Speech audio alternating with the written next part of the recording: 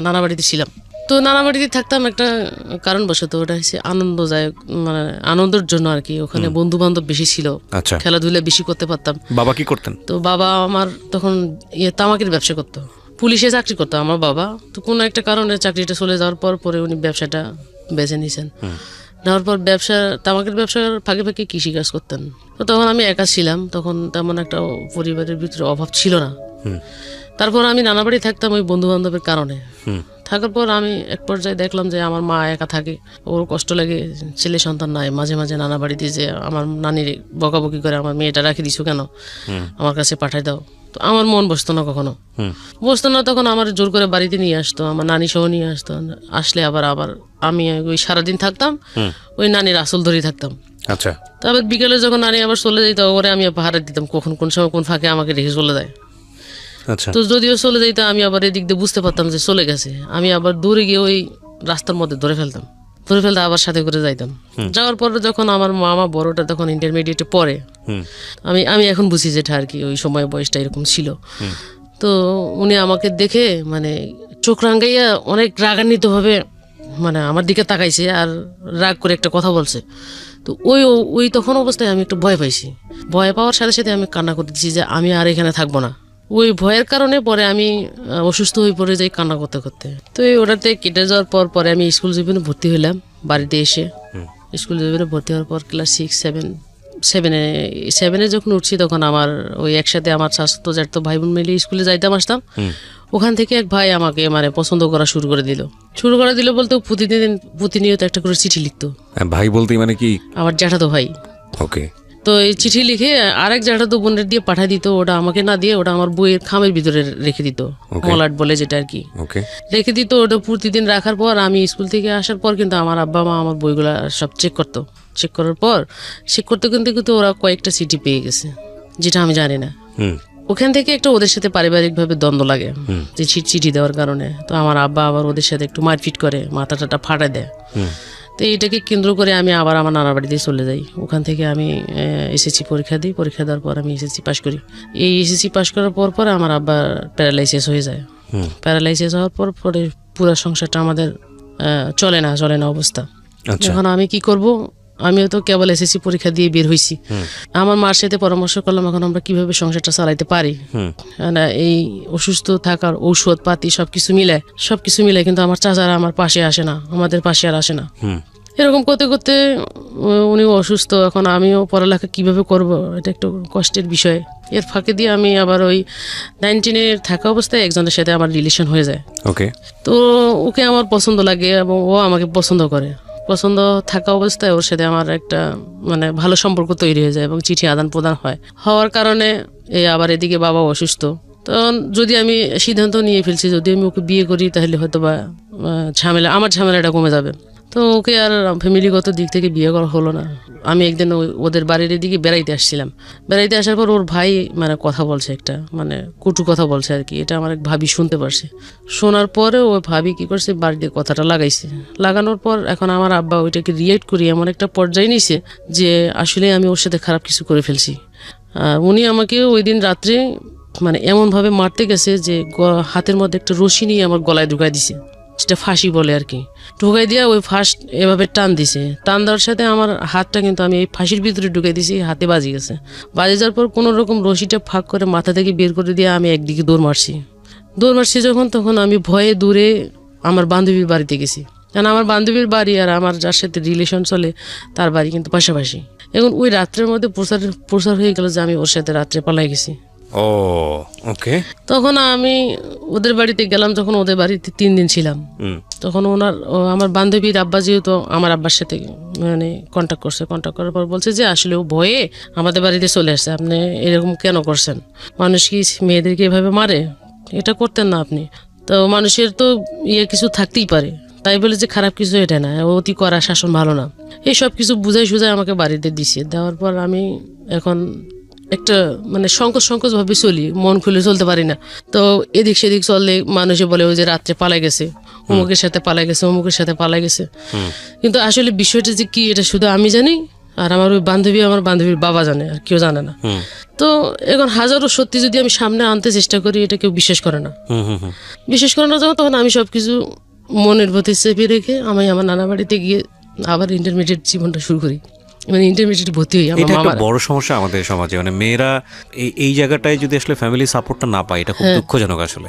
যাই হোক, হ্যাঁ বলেন। তারপর তখন আমি আমার নানা বাড়িতে চলে যাই। আমার মামারা ওখান থেকে ভর্তি করানোর পরে আমি পাশাপাশি কি করলাম, পরিবারটাকে বাঁচানোর জন্য মানবাধিকার সংস্থা নামে একটা সংস্থার মধ্যে আমি একটা জব নিলাম। কোন পরিবারকে বাঁচানোর জন্য? আমার বাবার পরিবার। কেন? মানে বাবা যেহেতু বাবা অসুস্থ। হ্যাঁ।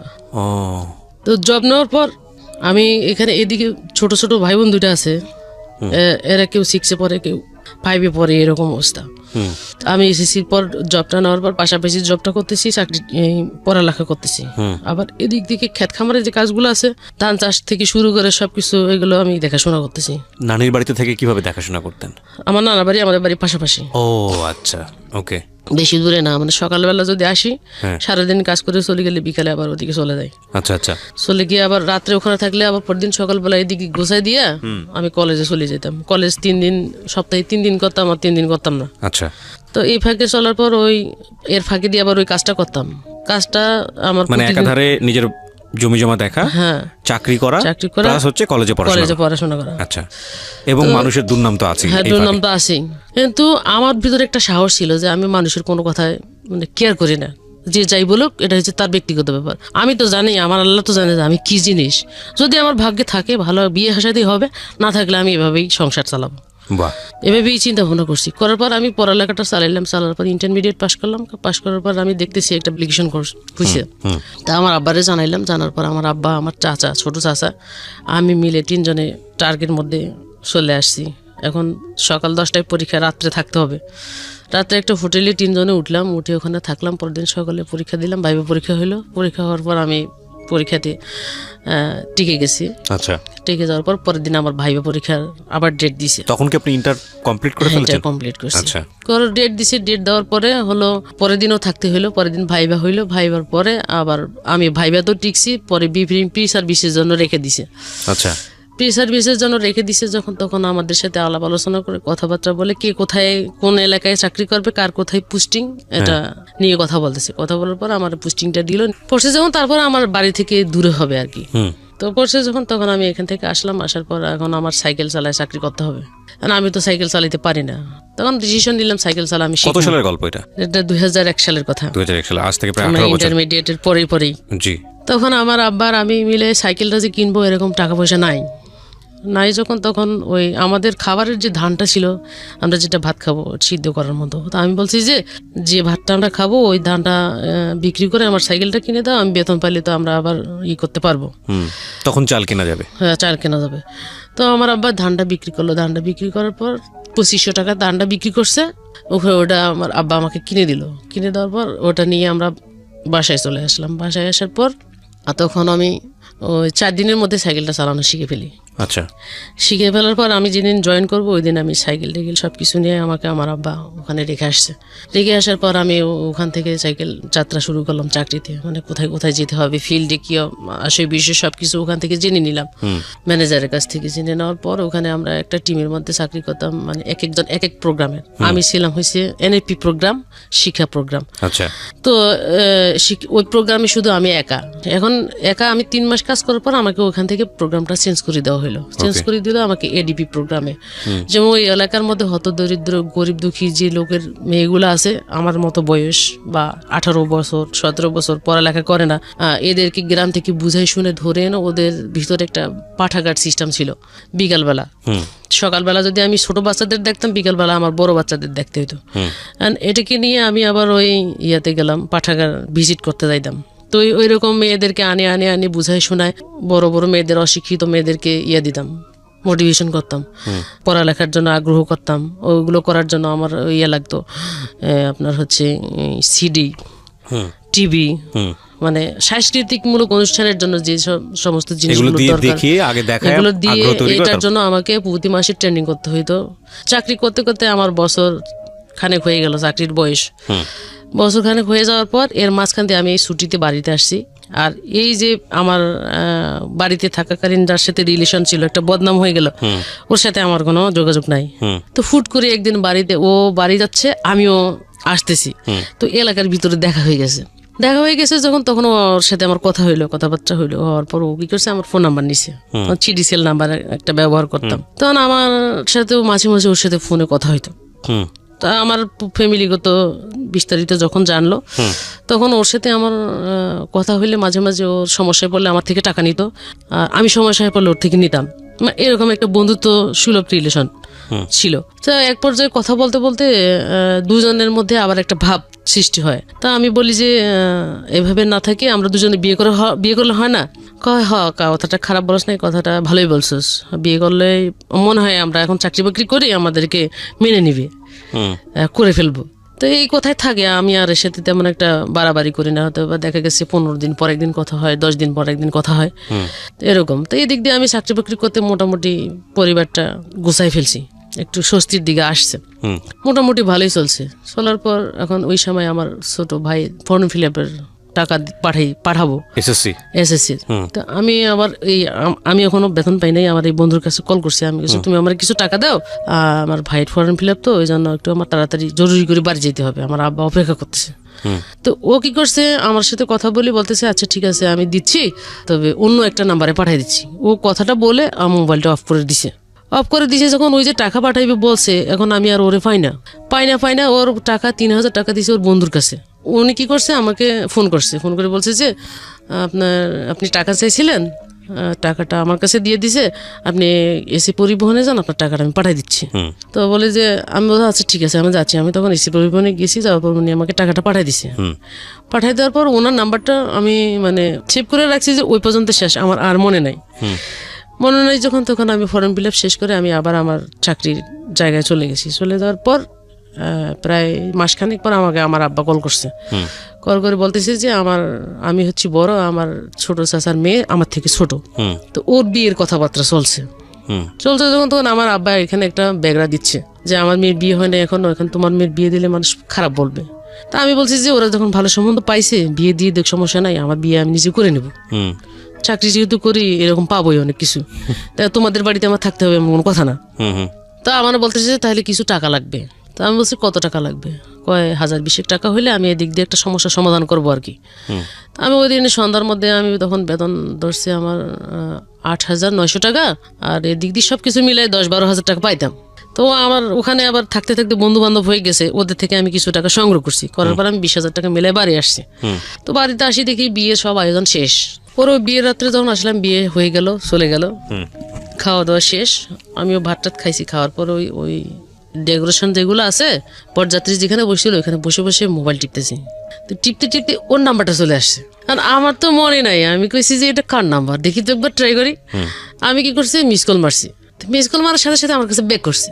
ব্যাক করার পর বলছে যে, আমি বলছি ভাই আপনি কি, কেন আপনি আমাকে চিনেন না? আপনার নাম্বার তো আমার কাছে সেভ করা আছে, আপনি মায়া বলছেন না? আমি কি হ্যাঁ মায়া বলছি।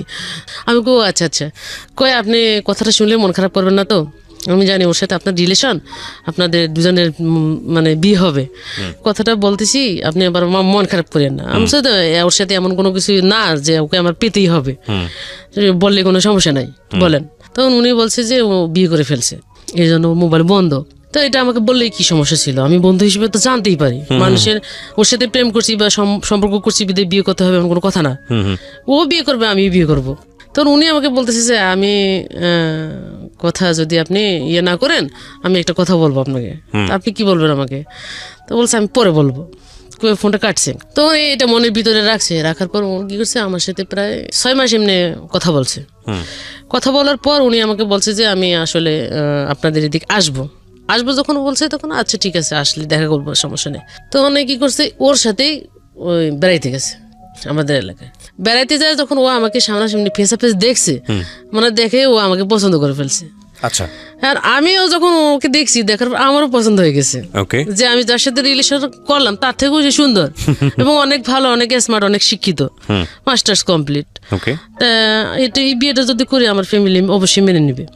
6-7 মাস কথা বলার পর এতে কি করছে, নিজে আগ্রহ করে আরেকবার চলে গেছে। তো ওনার সাথে আমার কথা হলো, আমি মনে করছি দুষ্টামি করতেছে মনে হয়, তা আমি ওই দুষ্টামিমূলক এইভাবে কথাগুলো বলে ফেলছি যে আচ্ছা ঠিক আছে আসেন। তো ওকে তো দেখছি একবার, দেখার পর পরের বার যখন গেলাম উনি আমাকে বলছে যে আমি আমার মামাকে সাথে করে নিয়ে আসছি, আর আপনি আসেন। টার্মিনালে উঠে ওরা হোটেলে উঠছে, হোটেলে উঠার পর আমাকে কল করছে। তখন আমার তো এই দিক দিয়ে ছুটি নিয়ে নেই, ছুটি নিতে তো আমার একটু সময় লাগবে।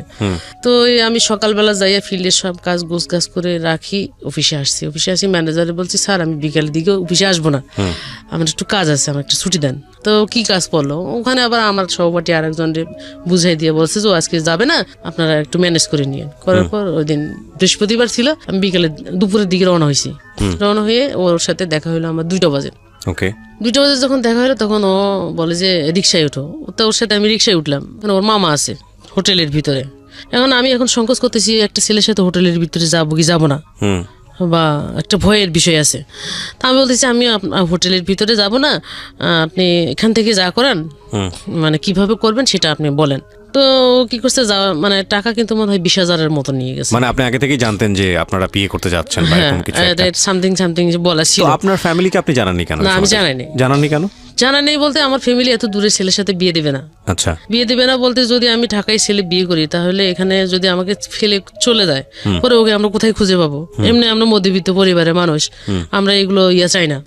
এখন এদিক থেকে আমার পছন্দ হয়ে গেছে, এটা আমি মানে করবোই তো করবো, যে কি জীবনের ডিসিশন কি হয়।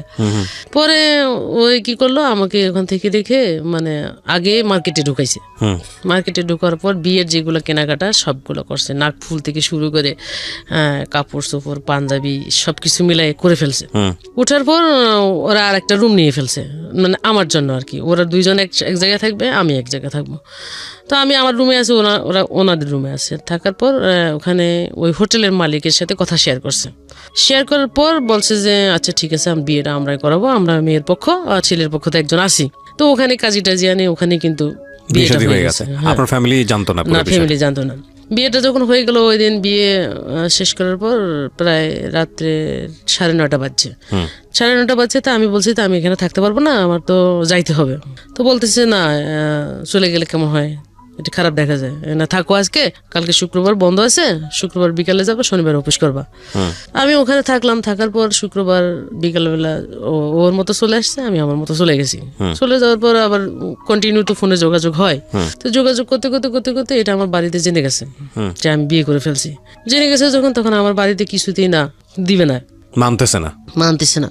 এখন যদি আমাকে অন্য কোথাও বিয়ে করে দেয়, এখন ওর সাথে বিয়ে করছি, যা করার তো সবকিছু করে ফেলছি, এখন আমি আর একটা ছেলের কাছে যাবো না। এখন আমার কপালে যা হবে হবে। এখন তোমাদের সংসার আমি বোঝাই দিছি, এখন তোমরা ভালোভাবে মেনটেন করে চলো, আমি এভাবে বলছি। বলার পর আমি ফ্যামিলিকে বলেছি যে আমি আমার যতটুকু করার ছিল আমি অতটুকু করে গোছাই দিছি, এখন তোমরা তোমাদের মতো মেনটেন করে চলো। না, আমার পক্ষে সম্ভব না, আমি ওর সাথে সংসার করব। আমি এই কথা বলে আমি ওখান থেকে চাকরি বাকরি ছেড়ে ওর সাথে চলে আসলাম ঢাকা আসার পর এখানে আমাকে রাখলো। রাখার পর ওদের বাড়িতে রাখলো, এখানে থাকলাম। থাকার পর আমার ওই বছরের মধ্যে আমি কনসেপ্ট করার পর এখন আমি যে বাড়িতে যাব আসবো বা কোনো কিছু, ওই সময়ের মধ্যে আমার ডিগ্রিতে পরীক্ষা শুরু হইলো যখন, তখন আমি আবার ওই কনসেপ্ট অবস্থায়, আমার পেটে তখন বাচ্চা 7 মাস চলে, ওই অবস্থায় আমি ডিগ্রি পরীক্ষা দিলাম। পরীক্ষা দেওয়ার পর আমি আবার আমাদের বাড়িতে না গিয়ে আমার ফুপু বাড়ি থেকে পরীক্ষা দিছি। পরীক্ষা দেওয়ার পর ওখান থেকে আমি আবার শ্বশুর বাড়িতে চলে এসেছি। তো এই বাচ্চাটা হওয়া পর্যন্ত আমি ওদের সাথে ভালো ছিলাম, মানে ওরা আমার সাথে ভালো ব্যবহার করতো। বাচ্চাটা হয়ে যাওয়ার পর এই বাচ্চার বয়স যখন 1 বছর, তখন আমি আবার কনসেপ্ট করে ফেলার পর তখন আমি আমার কি করলাম, এদিক থেকে আমার ফ্যামিলির সাথেও যোগাযোগ হয়ে গেল যে বাচ্চা কাচ্চা হয়ে গেছে, এখন আর এগুলো ধরে রাখে লাভ কি, একটা মিউচুয়াল করে ফেলার পর ওরা তখন এদিকে আসছে, এদিক থেকে ওরাও ওদিকে গেছে। এখন একটা আসা যাওয়ার মধ্যে আছি। থাকার পরে যখন দ্বিতীয় বাচ্চাটা আমার কনসেপ্ট আসে, তখন আমি নাইউরি হিসেবে আমার বাবার বাড়িতে চলে যাই। যখন চলে যাই, তখন আমার মা আমাকে বলে যে এই বাচ্চাটা এখনো বড় হয় নাই, আবার আরেকটা বাচ্চা নিশ্চয়, বাচ্চাটা নষ্ট করে ফেলে, বাচ্চাটা রাখবা না। তো আমিও ততটা ওই বুঝতাম না তখন আমি কি করছি, আমার মার সাথে ওখানে গেছি, ওইটা নষ্ট করে ফেলবো। এখন ওখানে যাওয়ার পর ওখানে মহিলা গাইনি যে করতেছে, আরো অন্য মহিলারা আছে, দেখি তো চিৎকার করে চিল্লায়। তা আমি আবার কি করছি, এটা আমি ভয় পাওয়ার কারণে আমি ওনাকে ওখানে বসে রেখে ওখান থেকে নিজে বাড়িতে চলে আসছি। তো আমার মা আমাকে খুঁজে আরেকজনকে জিজ্ঞেস করছে, আমার মেয়েটারে দেখছেন? আপনার মেয়ে কবে রিক্সা নিয়ে বাড়ি চলে গেছে? তখন আমার মা বাড়ি ঘুরে এসে বলতেছে যে তুমি আমাকে রেখে চলে আসলে কেন? আমি তুমি যে কাজ করার জন্য আমাকে নিছো ওটা আমি করবো না, এটা তুমি করো, যাই যাও। তো করার পর বলছে কয় এটাই সামলাইতে পারতেছিস না, আবার আর একটা নিছিস, এখন দুইটা কেমনে সামলাবি? আমি কষ্ট করলে একবারে করবো আর করবো না পরে। এভাবে করার পর আমি আর বাচ্চাটা নষ্ট করে নেই।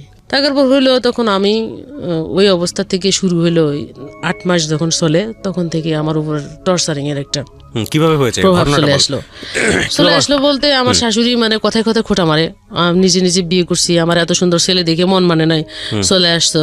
আমি ঢাকা শহরে ছেলে বিয়ে করালে কত কিছু পাইতাম, কোনো কিছু পাই নাই। আজকে দুইটা বাচ্চা হয়ে যাচ্ছে, তোর ফ্যামিলি থেকে কোনো কিছু দেয় নাই বা ওইরকম কিছু পাই না, একটা মানে আত্মীয়তার সম্মান বলতে কিছু আছে।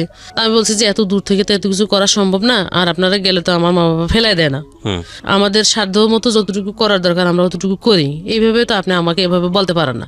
তো ওনার ছেলে হচ্ছে ও সহ 4 জন, আরো 3 ছেলে আছে, মেয়ে আছে, এক মেয়ে বিয়ে হয়েছে। তো ওই পরিবারের সমস্ত কাজ আমাকে দিয়ে করাইতো, রুটি বানা থেকে শুরু করে সকালবেলা প্রতিদিন 1 গাদা রুটি বানাইতে হয়, ভাজি করতে হয়, চা আছে, সবকিছু মিলে করা লাগে। এখন আমি যে একটা প্রেগনেন্ট অসুস্থ মানুষ, আমি যে খাবো বা স্বামী হিসেবে যে আমার খোঁজ খবর নিবে বা কিছু করবে এরকম কোনো কিছু না। তখন আমি ফোন করলেও শুধু ওর মার সাথে কথা বলে, আমার সাথে কথা বলে না।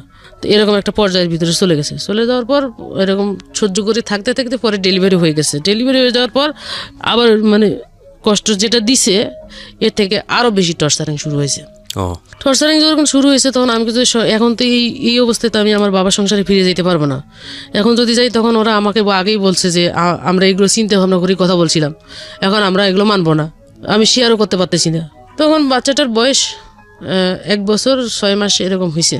ও একটু একটু করে হাঁটা অবস্থায় আমি কি করছি, যে টাকা পাবো, যে টাকা নাই ওই টাকাটুকু পাঠায় সব ওদের কাছে। তখন আমার অসহ্য হয়ে গেছে যখন, তখন আমি কোনো রকম 500 টাকা জোগাড় করছি। জোগাড় করার পর ওই 500 টাকা নিয়ে আমি কি করছি, বাচ্চা 2টা নিয়ে ছায়দাবাদ টিকিট কেটে গাড়িতে ওইটা চলে গেছি। বের হয়ে যখন তখন ওর মা ওকে ফোন দিয়ে বলতেছে তোর বউ বাড়ি থেকে বের হয়ে গেছে। বের হয়েছে তো হয়েছে, এই বাড়িতে আমি আর ঢুকাবো না।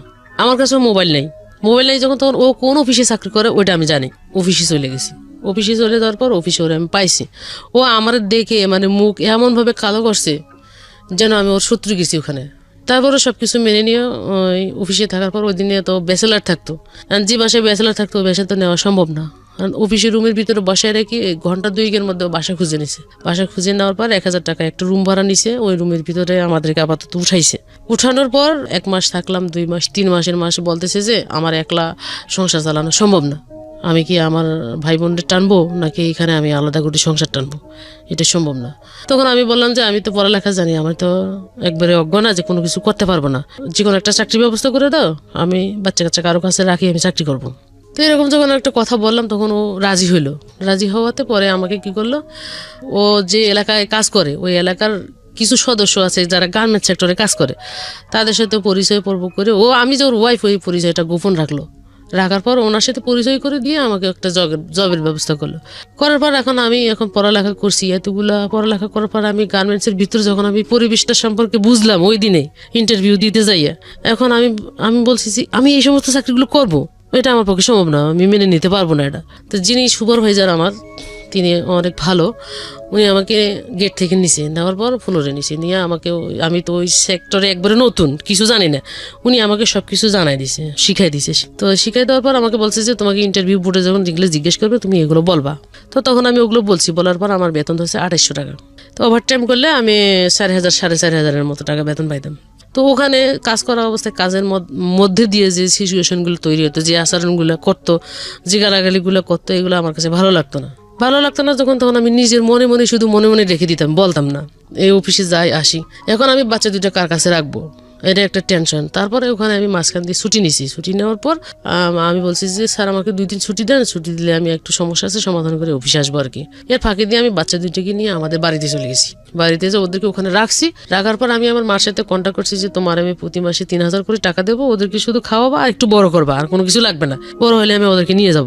আর এর ফাঁকে দিয়ে আবার এই সংসারের যে অবস্থা, আব্বা অসুস্থ, তা আব্বা আবার আমার সাথে শেয়ার করলো যে আমারও একটু সাপোর্ট করিও। আমি তো চাকরি যেহেতু পাইছি সেহেতু সাপোর্ট আমি করবো, ওদের জন্য 3000 টাকা দেই, তাহলে আর 2জন পড়ালেখা করবে, আর 2000 টাকা বাড়াই দেবো, আমি 5000 টাকা দেবো। 5,000 টাকা দিলে এদিক দিয়ে হয়ে যাবে, আর যা টুকিটাকি টাকা থাকে আমি একলা, তো ও যদি আমাকে নাও রাখে আমি একলা, আমার মনের ভিতরে একটা প্ল্যান আছে। আব্বার সাথে কথা বলার পর আমি ওদেরকে রাখি চলে আসছি। চলে আসার পর তারপরে আমার মা ওখানে আমার ছেলেদেরকে ভর্তি করাইলো। ভর্তি করানোর পর পড়ালেখা ভালো চলছে, আমি ওইদিকে চাকরিটা ভালো করতেছি এবং ওদেরকে প্রতি মাসে 5,000 টাকা করে দিচ্ছি। 3,000 টাকা আমার ছেলেদের জন্য, 2,000 টাকা 2 ভাই বোনের জন্য। মাঝে মাঝে এদিক দিয়ে টুকিটাকি যা ওষুধপত্র খাওয়া লাগে 500 টাকা হাত খরচ আমার আব্বারে দিচ্ছি। দেওয়ার পর ওইখানে আমি চাকরি করা অবস্থা, এখন আমার মেন্টালিটি আসলো যে আমি আসলে এটাতে কি আছে, এই কাজটাতে কি আছে। যেমন ওরা আজকে আমাকে অর্ডার করতেছে, ওই জায়গাটা আমাকে যেতে হবে। এটা করতে হলে মানে ওখানে যেতে হলে আমাকে কি করতে হবে, আমাকে এটা অ্যানালাইসিস করতে হবে। মানে আপনাকে যিনি অর্ডার করতেছেন আপনি সেই জায়গায় একদিন অর্জন করতে চান। অর্জন করতে চাই। জানার পর যখন আমার আইকিউ এর ভিতর ওই জিনিসগুলো ঢুকে গেল, তখন আমি কি করব, আমার এই বেতনে পোষাবে না, এখন আমি চাকরিটা চেঞ্জ করব। যাইতে আসতে আমি এক মহিলার সাথে কথা বলতাম প্রতিদিন। তো ওনাকে আমি বললাম, আপনাদের ওখানে কি লোক নেয়? তো বলতেছে, তোমার পড়ালেখা আছে? আমাকে হওয়া আছে। তাহলে তুমি কালকে সার্টিফিকেট নিয়ে এই জায়গায় দাঁড়াও, আমি আসার সময় তোমাকে মাইক্রো করে তুলে নিয়ে যাব। তো ওনার সাথে আমার যোগাযোগ করার পর আমি পরের দিন সকালবেলা সব কাগজপাতি, মানে ওখানে 30 তারিখ ডিউটি শেষ করছি, বেতন দেয় 10 তারিখ। যে কোনো একটা বাহানায় আমি বেতন একটা নিবো এখান থেকে। পরের দিন ওনার সাথে আমি ওই ফ্যাক্টরিতে গেলাম। ফ্যাক্টরিতে যাওয়ার পর উনি একজন ইনচার্জের কাছে আমাকে বুঝিয়ে দিল। বুঝিয়ে দেওয়ার পর উনি আমাকে বলতেছে যে তোমাকে আমরা নিব, তুমি আমাদের ম্যানেজারটা একটু সেন্সিটিভ, উনি স্মার্টনেসলি চলাফেরা না করলে ওনা কিন্তু নেয় না। স্মার্টলি চলাফেরা করতে হবে, স্মার্টনেস লাগবে। তুমি সুন্দর পোশাক টোশাক পরে কালকে একবার স্মার্ট হয়ে আসবা, ঠিক আছে, সেক্টরটা চিনে যাও। তো আমি ওই দিন ওনার সাথে কথা বলার পর আমি চলে আসি। চলে যাওয়ার পর পরের দিন আমি আবার ওখানে গেছি। উনি যেভাবে আমাকে যেতে বলছে আমি ওখানে গেছি। যাওয়ার পর ওখানে লোক মনে হয় 10 জন নিছে। 10 জনের মধ্যে সিলেক্টেড করছে 6 জন, 4 জন বাদ। এর মধ্যে 2 জন মেয়ে আর বাকিগুলো ছেলে। সিলেক্টেড করার পর আমাকে ইন্টারভিউ বোর্ডে পাঠাইলো। পাঠানোর পর লিখিত পরীক্ষা হয় ওখানে 100 মার্কের। পরীক্ষা দিলাম। পরীক্ষা দেওয়ার পর ওনারা আমাকে ফ্লোরে পাঠাই দিল। ফ্লোরে পাঠাই দিয়ে ফ্লোর থেকে আমাকে মেডিকেল পাঠাইলো। ওখানে মেডিকেল পাঠানোর পর মেডিকেল টেস্ট করলো। টেস্ট করার পর আমার ওই দিন পাঠাই দেওয়ার পর 6 তারিখে আমাকে জয়েনিং ডেট দিল। 6 তারিখ থেকে আমি ওখানে জয়েন করলাম। জয়েন করার পর আমি জয়েনের ফাঁকে ওখানে কাজ করতেছি। কাজ করার অবস্থায় এখন আগের সেক্টরে যেখানে আমি কাজ করছি ওখানে সবার সাথে মানে পরিচয় হয়েছে, রিলেশন হয়েছে, ভালো সম্পর্ক হয়েছে, কথা দুইটা জোর করে বলতে পারতেছি, নিতে পারতেছি। কিন্তু এখানে গিয়ে আমার মন পুরো টিকতেছে না, মানে কিরকম কিরকম লাগতেছে, আবার ওদের কথাগুলো কিরকম লাগতেছে আমাকে। তো আমার একটা জিনিসের কারণে আমাকে একটা বকা দিছে, একটা ভুল করছি আমি। তো ভুল যখন করছি তখন আমাকে বকা দিছে। বকা দেওয়ার কারণে আমার ওই জিনিসটা আবার ওখানেই মনের ভিতরে খুব নিছে যে আমি ওর জায়গাটাই যাব, এখানে থাকি, এখানেই ওর জায়গায় যাব। ওই দিন চলে আসি। চলে যাওয়ার পর পরের দিনে সকালে গেছি। যাওয়ার পর আর একজন সেকশন লিডার ছিল আমার। তো উনি আমাকে বলতেছে, তোমার মন খারাপ কেন? আমি বলতেছি যে আসলে আমার পকেটের ভিতর যে একটা স্টিকার থাকে জ্যাকেটে, এটা আমি জানি না, এটা আমাকে জানাই দেওয়া হয় না। কিন্তু কালকে আমার দিদি যেভাবে কথাগুলো বলছে এই জন্য আমার মন খারাপ। তুমি কাজ করো, তোমাকে আর কিছু বলবে না। তখন আমি ওখানে কাজ করতেছি। কাজ করা অবস্থায় কাজ করতে করতে ওখানকার যে আমার যার আন্ডারে আমাকে দিছিল, সুপারভাইজার বলা হয় আর কি, তার ওখানে পদবি পজিশন হচ্ছে inspector, inspection leader, section leader. তো আমি ইন্সপেক্টর হিসেবেই ওখানে জয়েন করছি। জয়েন করি মোটামুটি ওখানে আমার বেতন প্রায় 5,500-এর উপরে বেতন ধরছে। আর ওভার টাইম করলে আমি প্রায় 6,000-7,000 মানে বাড়তি টাকা পাচ্ছি আর কি। 10-12 হাজার টাকা পাচ্ছি। তো এই 10-12 হাজার টাকা পাইলে আমি বাড়িতে 5,000 থেকে 6,000 টাকা দিচ্ছি, বাকি টাকা আমি ওকে দিচ্ছি। আমার কাছে কিন্তু কিছু নাই, এমনি যাতায়াত, গাড়ি ভাড়া, নাস্তা খরচ যা লাগে তাই। এরকম মোটামুটি সংসার ভালোই চলছে। এদিকে আমার পরিবারেরও সাপোর্ট করতে পারতেছি। এদিকে পড়ালেখা করা অবস্থায় আমার ছেলেরা ক্লাস 4-5 উঠছে যখন, তখন আমার মা, আমার ভাই, আমার বাবা চিন্তা করলো আসলে টাকা এখন বেশি লাগে যখন এমনি কথাবার্তা চলার পর আমি আবার কি করলাম, এর ফাঁকে দিয়ে একদিন হঠাৎ করে খবর আসলো আমার আব্বা মারা গেছে যখন, তখন আমি ওখান থেকে ছুটি নিলাম। ছুটি নিয়ে বাড়িতে চলে গেলাম। চলে যাওয়ার পর দাফন করলাম। করার পর আমি এখান থেকে গেছি আমার টাকায়, কিন্তু দাফনের কাপড় চোপড় কিনা হয়েছে। তারপর দাফন হয়েছে। তারপর ওখানে আনুষ্ঠানিকভাবে যেটা করার কলমা টলমা পড়ায় আমি ওখান থেকে 7 দিন ছুটি কাটায় চলে আসছি যখন, তখন এই কি করলো, এর ফাঁকে দিয়ে চাকরিতে অ্যাপ্লাই করার পর ফাঁকে দিয়ে চাকরিটা হয়ে গেল যখন, তখন ও আমাকে বলছে, দেখো আমার চাকরি তো হয়ে গেছে, এখন তো আমাকে যেখানে পোস্টিং দেবে সেখানে যেতে হবে, যেখানে যাও না কেন, যেখানে থাকো না কেন চাকরি, তখন আমিও এখানে আটকা পড়ে গেলাম। এখন তুমি আবার আমাকে ছেড়ে ঢাকায় চলে যাবা। এখন আবার যদি কখনো আমার মনে থেকে একটা সন্দেহ জায়গা সৃষ্টি করছে। এর ফাঁকে দিয়ে আবার আগে প্রথমেই যখন বিয়ে করছি, বিয়ের কাগজপত্র সব ও কি করছে, গায়েব করে ফেলছে। এগুলো কোনো কিছু নাই বলতে এখন ভবিষ্যতে যদি আমি ও যদি সরে যায়, মানে আমার ভিতরে একটা সন্দেহ ঢুকে গেল, বা কোনো কিছু করে পরে আমি ওকে কিভাবে ধরবো। এই চিন্তা ভাবনা করার পর আমি একদিন আবার ছুটি নিয়ে বাড়িতে চলে গেছি। চলে যাও, ওরে ডাকছি। ডাকার পর আমি বলছি যে দেখো, আমার কাছে তো কাগজপত্র কোনো কিছু নাই, তুমি যদি কখনো কোনো কিছু করো তাহলে আমি তোমাকে কিভাবে পাবো, আমি আবার ডকুমেন্টস চাই। যেখানে ডকুমেন্টস আমরা করছি এখান থেকে আমাকে ডকুমেন্টস তুলতে হবে, কিন্তু ওই জায়গাতে আমি ভুলে গেছি। তখন বলছে যে আসলে ডকুমেন্টস কোনো কিছু করার দরকার নেই, তোমার যদি অবিশ্বাস থাকে তাহলে তুমি আবার করো। এই অবস্থায় ওই আমার এলাকার মধ্যে আবার ওই কাজের মাধ্যমে ওই ডেটে আবার বিবাহ রেজিস্ট্রেশন করছে। এই রেজিস্ট্রেশনটা আমার কাছে আছে, কাবিন নামা যেটা, আগেরটা নাই। তারপর আমি ওই অবস্থায় সবকিছু ঠিকঠাক করে আবার চিটাং চলে আসছি। চলে আসার পর ও ওর জায়গায় ওর মতো চাকরি করতেছে, আমি আমার মতো চাকরি করতেছি। চাকরি করা অবস্থায় এখন এদিক থেকে আমার বাড়ি থেকে চাপ দিতেছে, ছেলে পেলে রাখতে পারবে না। কেন রাখতে পারবে না? কয় এখন টাকা পয়সা বেশি লাগে। আর বাড়ি থেকে আমার থেকে চাপ দিতেছে টাকা পয়সা বেশি দিতে হবে। আমি যদি টাকা পয়সা বেশি দিই তাহলে আমার ছেলে পেলে আমি এখানে রাখি চাকরি পড়ামো। তখন আমি এর সাথে শেয়ার করলাম যে বাড়ি থেকে এরকম বলতেছে, এখন আমি কি করবো, ছেলে পেলে কি করবা সেটা বলো। তখন এই আমাকে ডিসিশন দিল যে ওদেরকে নিয়ে আসো, নিয়ে এসে এখানে ভর্তি করে দাও, যা হওয়ার হইব। তখন আমি কি করলাম, ওদেরকে নিয়ে আসলাম বাড়িতে। নিয়ে আসলাম, নিয়ে আসার পর আমি আবার পাশের রুমে দেখতাম দুটা ছেলে আছে, বাচ্চা দুইটা আছে। বাচ্চা দুটো ভালো পড়ালেখা করে, ভালো ছাত্র। ওদের মোটিভেশন যেভাবে করতেছে, আমি আমার দুটো যদি এভাবে করতে পারতাম তাহলে আরো ভালো হতো। বাড়ি থেকে শুনছি পড়ালেখা ভালো। ছেলে দুটো আনলাম, আনার পর ওদের ছেলে দুটো যেখানে ভর্তি আছে আমি ওখানে ভর্তি করাইলাম। ভর্তি করার পর ওখানে থাকলো, ভর্তি করলো, দেখি তো পড়ালেখা ভালো। এর ফাঁকে দিয়া ওই ভাবিরে বললাম, ভাবি আমি তো সারাদিন থাকি না, আপনি আপনার বাচ্চা দুটো যেরকম দেখেন আমার বাচ্চা দুটো একটু ওরকম দেখিয়েন, আমার দিকে একটু তাকান, ঠিক আছে? তো উনি আবার বলতেছে ঠিক আছে, সমস্যা নাই, আমি দেখবো। তো এই দিক দিয়ে সবার সাথে যোগাযোগ ভালোই চলছে। হুট করে আরেকদিন আমার আব্বাই আমাকে কল করছে, একটু জরুরি করে বাড়ি যেতে হবে। এই আমার আম্মাই ফোন করছে, আব্বা তো নাই। ফোন করার পর আমি তখন গেলাম বাড়িতে। বাড়ি যাওয়ার পর বলছে যে ওকে তো আমরা ধরে রাখতে পারতেছি না। কেন, কি হয়েছে? কয় ওই আমাদের পাশের বাড়ির অমুক ছেলের সাথে রিলেশন করে, ওর সাথে যদি এগুলো করে এখন একটা বদনাম, তখন কি করতে হইব? কয় তুই তোর কাছে নিয়ে যা, ওখানে ভর্তি করে দিই, পড়ালেখার খরচ পাশাপাশি একটা চাকরি টাকরি ধরাই দিস, চাকরি বাকরি করলে হয়তো বা এগুলো করবে না। আবার হাজবেন্ডের সাথে শেয়ার করলাম যে এই ঘটনা, নিয়ে আসে এখানে একটা চাকরি দাও, আর পড়ালেখার খরচ দেখা যাক আমরা কি করতে পারি। তো দুজনে মিলেমিশে চলতেছি, থাকতেছি, খাইতেছি, ফিরতেছি। এর মধ্যেই আমার হাজবেন্ডও মাঝে মাঝে যায় আসে। আনার পরে এখন একটা মানুষের তো শহরের বাড়িতে বসে রাখা খাওয়া খরচের ব্যাপার স্যাপার আছে। তা আমি ওরে 2 মাস বসায় রাখি, বললাম যে এই জিনিসগুলো শিখো, যে জিনিসগুলো আমি তোমাকে দিই এগুলো শিখো, এগুলো কিন্তু ইন্টারভিউতে ফেস করতে হয়। তখনও কি পড়তো? তখন ইন্টারমিডিয়েট পাস করছে। হ্যাঁ, আচ্ছা। পাস করার পর তারপরে জবটা হয়ে গেলে এরপরে তোমার ভর্তির ব্যবস্থাটা আমি করব। তো তুমি কি চাকরি করতে চাও কি চাও না? তো বলে যে আমি যদি চাকরি করলে একটু আমার বাড়িতে হেল্প করতে পারবো, আমার পড়ালেখাটাও চালাইতে পারবো। তখন আমি আমার অফিসের ভিতরে বিভিন্ন সেক্টরে বিভিন্ন জায়গায় যোগাযোগ করা শুরু করে দিলাম।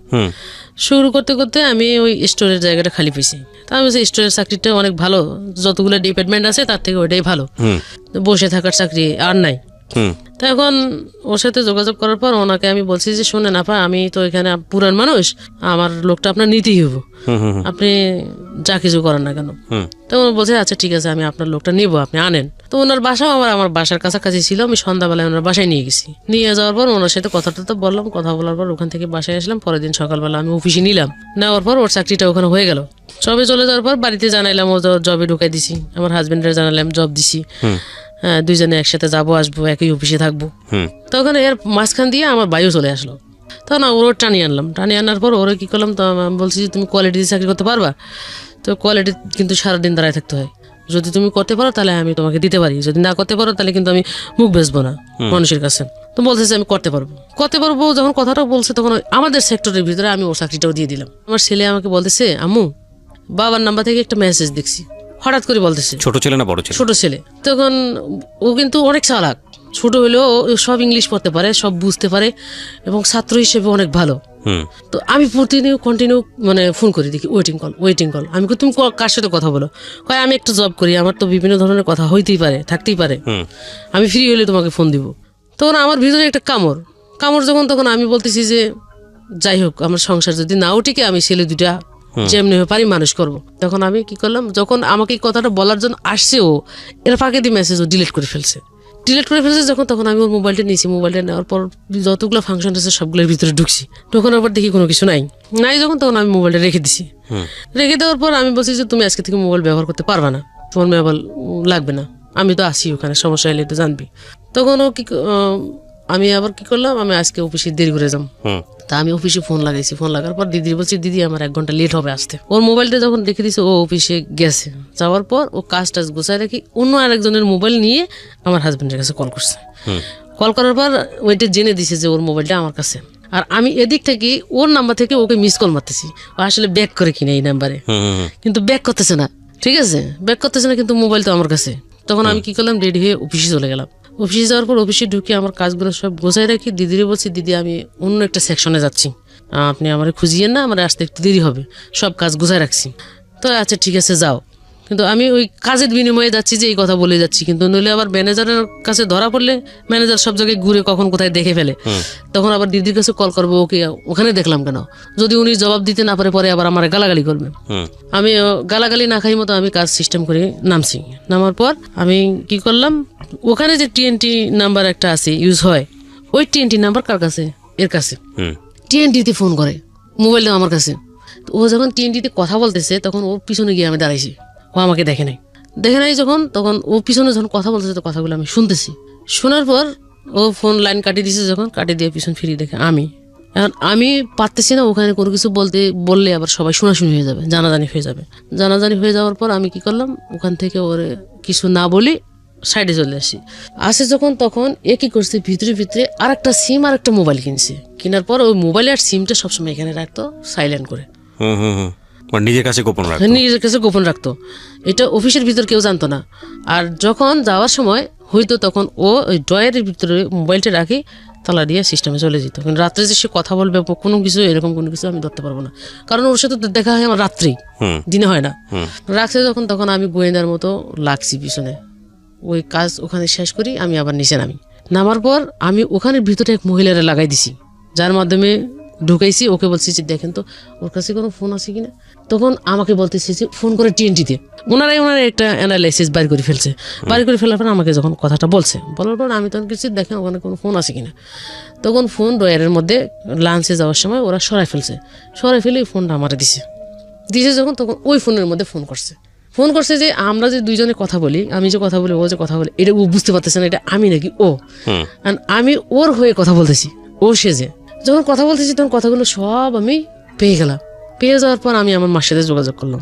পেয়ে গেলাম মানে কি, আপনি কি পেলেন যে আসলে কি পেলাম, যে ওর সাথে যে একটা সম্পর্ক আছে এটা আমি পাই গেলাম। মানে কথার টোন শুনে আপনি পেয়েছেন? হ্যাঁ, পেয়ে গেছি। বা আপনাকে নিয়ে ওই সময় কোনো কথাবার্তা হচ্ছিল কিনা? হ্যাঁ, আমাকে নিয়ে কথা হচ্ছিল। ওকে, আপনি ইন ডিটেল এখানে বলতে চাচ্ছেন না, আমি বুঝতে পারছি। হ্যাঁ, তারপর কি হলো? ইন ডিটেল আমি বলি, আমাকে যখন ফোনটা আমি রিসিভ করলাম, হ্যালো, মানে ওর মতো করে ও যেভাবে কথা বলে, কয় তুমি কেমন আছো, আমি কেমন ভালো আছি। ওকে আমি ফোন দিই না যে ও কি তোমার সাথে কিছু শেয়ার করে। আমি বলতেছি না, আমার সাথে শেয়ার করে না, তবে ও একটু মন টন খারাপ আর কি, আপনি ফোন টোন করেন না, এভাবে কথা বলতেছি। তখন আমি বলতেছি যে আচ্ছা আসলে আপনি কি করতে চাচ্ছেন, কিভাবে কি করতে চাচ্ছেন। ঠিক আছে, যখন আমি জিজ্ঞেস করছি তখন বলতেছি যে আসলে দেখো আমরা তো বিয়েটা করে ফেলছি, আমাদের এটা কিন্তু কোর্ট ম্যারেজ, ও কিছু করতে পারবে না, আমি যেটা বলবো সেভাবে মেনে নিতে পারবে, ও যাবে কোথায়। কি বলেন? এভাবে বলতেছে। আমি এই কথা শোনার সাথে আমি আর ওর সাথে কি কথা বলবো, আমার নিজের হৃদয় সব বের হয়ে গেছে। আমি ওখানে মাথা ঘুরে পড়ে গেছি, ওই অবস্থায় মাথা ঘুরে পড়ে গেছি। আমি ওই দিনে আমি রাত্রে আর কোনো কিছু কইতে পারি না, পরের দিন সকালবেলা আমি বিছানা থেকে উঠতে পারি না। এখন আমার নিজেরই প্যারালাইসিস, এক সাইডে আমার অবশ হয়ে গেছে। ওকে, অবশ হয়ে যাওয়ার পর আমি যখন বিছানা থেকে উঠতে পারতেছি না, পুরো টেনশন করতেছি, আমার মুখ বাঁকা হয়ে গেছে, কথা বলতে পারতেছি না, জিবা উলট পালট করতেছে। অফিসের মধ্যে ফোন দিয়ে জানাই দিছি আমি অসুস্থ, আসতে পারতেছি না। ও আমার কথা বলবে কি, আর আমার নামে বদনাম গাইছে যে আমি ঢং করতেছি, অ্যাক্টিং করছি, এরকম ধরনের কিছু বলছে। বলার পর তখন ও আমার কাছে ফোন করে বলতেছে যে সব ঢং সারি দিয়ে ভালো মানুষের মতো চলাফেরা করো। কালকে যে ফোনটা তুমি রিসিভ করছো এটা আমি বুঝতে পারছি, ও নিজের থেকে স্বীকার করলো। ওকে, হ্যাঁ, স্বীকার করার পর আমাকে বলতেছে যে তুমি যদি ওর সাথে আমার সাথে সংসার যদি স্বাভাবিকভাবে মেনে নাও তোমার জন্য ভালো, যদি স্বাভাবিকভাবে মেনে না নাও তোমার জন্য খারাপ।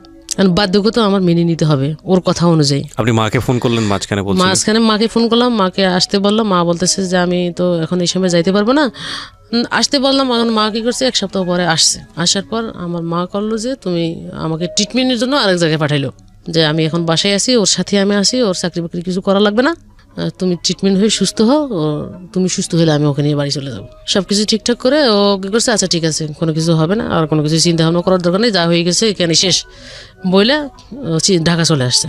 আর যা হয়েছে হয়েছে এখানে শেষ, আর কোনো কিছু করবো না, আমি চাকরি বাকরি করে প্রতিষ্ঠিত হবো, আলাদা বিয়ে শাদী করবো। এভাবে কথা বললো। কথা বলার পর সবকিছু ওখানে শেষ করে আমার মা কি করছে, আবার বাড়িতে চলে গেছে। চলে যাওয়ার পর এদিক দিয়ে আপনার এইরকম একটা জিনিস জানার পরে আপ জিজ্ঞেস করা হয় নাই আপনার যে ঘটনাটা হলো কিভাবে শুরু হলো, কেমনে হলো? এটা তো একদিনের বিষয় না, কোর্ট ম্যারেজ করার যে বিষয়টা। না, আমি চাচ্ছি যে ও নিজে থেকে আসলে কি বলতে চায় হ্যাঁ, এটা জানার জন্য আমি মাকে দিয়ে বলাইছি। সরাসরি আপনি কখনো সন্দেহ করেননি, শুধুমাত্র আপনার ছেলে এসে একটা টেক্সটের কথা বললো, এসএমএস এর কথা বললো, ইন দ্য মিন টাইম কয়েকদিনের মধ্যে আপনি জানতে পারলেন যে আপনার, তো আপনার ইতিহাসটা বের করার ইচ্ছা হলো না যে কিভাবে হলো এই বিষয়টা, কোন কারণে হলো? আপনি জিজ্ঞেস করেন আরো পরে জানতেছি, আরো পরে? আচ্ছা ঠিক আছে, হ্যাঁ বলেন। তারপর মা চলে গেল, চলে যাওয়ার পর এখন আস্তে আস্তে তো ওকে আমি একা পাইছি ঘরের ভিতর। এখন এক প্রশ্ন যদি আমি বারবার করি, তখন ও আমাকে বলতেছে আমি সুসাইড করবো। শহরের ভিতরে ঘরের মধ্যে যদি সুসাইড করে, তখন ও আমাকে বিপদে ফেলবে, এবং উল্টে এর সাথে যদি রিলেশন হয়ে গেছে, এও আবার উল্টা বিপদে ফেলবে, আমার মাও আমাকে উল্টে বিপদে ফেলবে, তিনজনের কাছে আমি ফেসে যাবো। ইন্টারেস্টিং বিষয় হচ্ছে যে ভদ্রমহিলার ব্রেইন অনেক ঠান্ডা, কুল ব্রেন, অনেক কিছু চিন্তা করে, কিন্তু সাধারণত এরকম ঘটনা ঘটলে কোনো মেয়ের পক্ষে এইরকম চিন্তা ভাবনা করা ওই মোমেন্টে সম্ভব না, সাধারণত হয় না, সিনক্রেট করবে, খুব স্বাভাবিক। কিন্তু উনি খুব ঠান্ডা মাথায় চিন্তা করেছে এই জিনিসগুলো। এটা খুব, এইটা আজকে আপনারা শেষ পর্যন্ত শোনেন, শেখার অনেক কিছু আছে। হ্যাঁ বলেন। তারপর এরকম যখন বলছে, তখন আমি ওকে কোনো কিছু জিজ্ঞেস করে বাদ দিলাম। বাদ দেওয়ার পর আমি দেখতেছি যে কোন দিকে গড়ে করা অবস্থায়, এখন শারীরিকভাবে যখন ফিটনেস এর মাঝখান দিয়ে আরেকবার গেছে, আমার মা চলে যাওয়ার পর গেছে। যাওয়ার পর মানে ও আমার সাথে এমন ভালোবাসার সম্পর্ক তৈরি করছে, যেটা দেখলে মনে হবে না যে ও দ্বিতীয়বার আরো কোনো কিছু করবে। এরকম করার পর আবার চলে আসছে, ঢাকা চলে আসছে। ঢাকা চলে আসার পর কিন্তু মোবাইল যে নাই, কথা বলতে পারে না, চাকরি অফ, এরকম কোনো কিছু নাই। না করার পর সামনের যে ফিক্সি লোডের দোকান আছে, দোকানের মোবাইল থেকে কথা বলতো। তখন আমার ছেলেদের পরীক্ষা হবে ডিসেম্বরে, কারণ আমি এটা নিয়ে একটু টেনশনে আছি, আবার নিজে নিয়ে টেনশন, নিজের অসুস্থতা নিয়ে টেনশন করতে করতে তখন আমি কি করলাম, এই সব দিক দিয়ে এদিকে গোছাই ফেলছে, প্ল্যান করে ফেলছে, কখন কোথায় কি করে ফেলছে। তখন ওই দিন 14 তারিখ চলে, 16 ডিসেম্বরের 14 তারিখ বন্ধের দিন। 15 তারিখ আমি বেতন পাইছি, 7 তারিখে বেতন পাইয়ে রুম ভাড়াটা দিই নাই বলতে এই বাড়িওয়ালারে বলে রাখছি যে এই মাসে আমার টাকাটা লাগবে, ছেলেদের পরীক্ষা, আমি আগামী মাসে 2 মাসের ভাড়া একসাথে দিয়ে দেবো। তো বলছে ঠিক আছে, সমস্যা নেই, কিন্তু ভাড়ার জন্য কখনো আমাকে করতো না। তখন আমি টাকাটা রাখছি আর বাজারের টাকাটা রাখছি। রাখার পর এর মাঝখান দিয়ে ওর ভিতরে যে আমাদের ভিতরে আবার একটা সমিতি ছিল অফিসের ভিতরে, তো সমিতির কিছু টাকা আমার কাছে থাকতো, 50,000, 60,000, 70,000 টাকা এরকম। ওই সমিতির টাকাটাও আমার কাছে আছে। ওর একটা সমিতি আছে, ওই সমিতির টাকা ওর কাছে আছে। ওই সমিতির ওর কাছে 20,000 টাকা, আমার কাছে 50,000, আমার বেতনের টাকা প্রায় 1,20,000 টাকার মতো টাকা আছে। আর আগে থেকে ওর কাছে আমি শেয়ার করতাম, আমি বেতন পেলে বেতন আনি ওরা দিয়ে দিতাম, যে তুই এটার জন্য রাখ, এটা কর, এটা হিসাবটা সবকিছু ওরা আমি বুঝিয়ে দিতাম। তো ওরা দিয়েই করাইতাম। আমরা সংসারের ভিতরে কোনো ভেজাল নাই না থাকার কারণে ওই সুযোগ সুবিধা নিয়ে ও কি করছে, আস্তে আস্তে টাকাগুলো সরে একটা ব্যালেন্স করছে। ব্যালেন্স করার পর এই টাকাগুলো এর কাছে পাঠিয়ে দিছে, এবং যেদিন সে চলে আসবে সেদিন আমাকে বলতেছে যে আমার কলেজের একটা ফাঁকি দিয়ে, তো কলেজে ভর্তি করেছি, কলেজের পরীক্ষা আসছে, আমি একটা নোট কিনতে যাবো। তা আমি বলতেছি যে আমিও যাবো। বলছে তোমার যাইতে হবে না, আমি যাবো আর আসবো কথা কইয়া ও যে বের হয়েছে, যে আমার টাকাগুলো সবগুলো নিয়ে বের হয়েছে। বের হওয়ার পর রাত্রে 7টা, 8টা, 9টা বাজে, কি এখনো নাই, মোবাইল বন্ধ, এটাও বন্ধ, এর কাছে তো নাই, কোনো যোগাযোগ পাই না পাওয়ার কারণে পরে আমি কি করলাম, 9টা বাজে ঘর থেকে বের হয়ে গেলাম, দুইজনের খাওয়ায় ঘুমাই দিছি। ঘুমাই দেওয়া যাওয়ার বের হয়ে যাওয়ার পর আমি একটা আমার মামা শ্বশুরের বাসা আছে, ওরা মনে হয় আমাকে উপর থেকে নিচে দেখছে, দেখার পর ওরা সরে যাওয়ার পর যখন আমি ওর মামার বাসায় ঢুকছি, ওদেরকে পাই নাই। মামিরে জিজ্ঞেস করলাম, মামি এই ঘটনা, ওকে আমি পাচ্ছি না, এর আগে কিন্তু এই ঘটনাগুলো ঘটছে। তখন বলতেছে না, ওরা আসে নাই, এ কথা আমাকে বললো। আসে নাই বলতে তখন আমি কি করছি, নিচে নামার পর ফুটপাতের এক জায়গার মধ্যে একটা থুম্বা আছে, এই থুম্বার ভিতরে আমি বসে রয়েছি, ঘাপটি মারে বসে রয়েছি, যে আসলে আমি তো ওই 5 তলায় উঠলাম, দেখলাম না, এই পাশ ওই পাশ ফ্ল্যাটে জিজ্ঞেস করলাম, কেউ কিছু বলতেও পারে না। তখন আমি এখানে থাকবো, দেখি আসলে এখানে আসে কি না। আমি এখানে 2 ঘন্টা বসে রয়েছি। 2 ঘন্টা পর কোত্থেকে রিক্সা থেকে আমি ওখানে নামার পর যখন আমি ওদেরকে দেখছি, ওদের পিছনে উঠছি। ওঠার পর ওইখানে কয়েকটা লোকের জড়ো করছি, করার পর আমি বলছি যে দেখেন এই ঘটনা, এটা কিন্তু এই সমস্যা হয়েছে, ওর মামা কিন্তু এই কাজগুলো করছে। লাস্ট পর্যন্ত এখানে ঘরের ভিতর ঢুকি ওর মামার সাথে কথা বলার পর লোকজন কথা বলতে বলতে এদিক দিয়ে ওরা দুইজন কি করছে, নিচে নামছে। নিচে নামার পর আমি যে ওদেরকে ধরবো, মানে ধরতে পারতেছি না, সামনে গিয়ে একটা রিক্সার মধ্যে উঠে গেছে। উঠে যাওয়ার পর এখন এক রিক্সা ফলো করতে যায়, রিক্সাটা হারাই ফেলছি। এখন আবার ওই রিক্সার মধ্যে ঘুরতে ঘুরতে ঘুরতে ঘুরতে পড়ে যায়, পাইছি যখন তখন দুজনের ধরছি, আমি পুলিশ টুলিশ ডাকবো এরকম সিচুয়েশন একটা তৈরি করছি। করার পর ও কি করছে, আমার মানে এই মুখ বরাবর একটা লাথি মারছে, পায়ের মধ্যে জুতা ছিল। ওহো, লাথি যখন মারছে তখন আমি এক রিক্সা থেকে পড়ে গেছি। পড়ে যাওয়ার পর আরেক রিক্সা আমার গায়ের উপর দিয়ে চলে গেছে যখন, তখন তারপরও আমি ওই ব্যথা অনুভব না করে আবার নিজে উঠে দাঁড়াইছি। নামার পর ও আমার এইভাবে ধরছে, মানে পিছন দিয়ে ধরছে। ধরার পর এরকম একটা টুল ছিল রাস্তার মধ্যে পড়া, এই টুল দিয়ে ইচ্ছে মতো পিড়াই আমার পুরো চেহারাটা একবারে ডিসকালার করে দিছে। তো রাস্তার মধ্যে আর লোকজন ছিল না? রাস্তার ভিতর 10:30 11টা বাজে, লোকজন তখন কম। রাত্রেবেলা কম যখন, তখন ওই অবস্থায় আমার আর হুঁশ নাই। ওই অবস্থায় আমাকে ফেলাই দিছে না, কি করছে আমি আর কিছু বলতে পারি না, ওইখানে ফেলাই রাখি চলে গেছে। ওখান থেকে ফুটপাতের এক দোকানদার আমার তুলে মেডিকেল ভর্তি করছে। ওই অবস্থায় আমাকে ফেলাই দিয়ে চলে গেছে, দুইজনে চলে গেছে।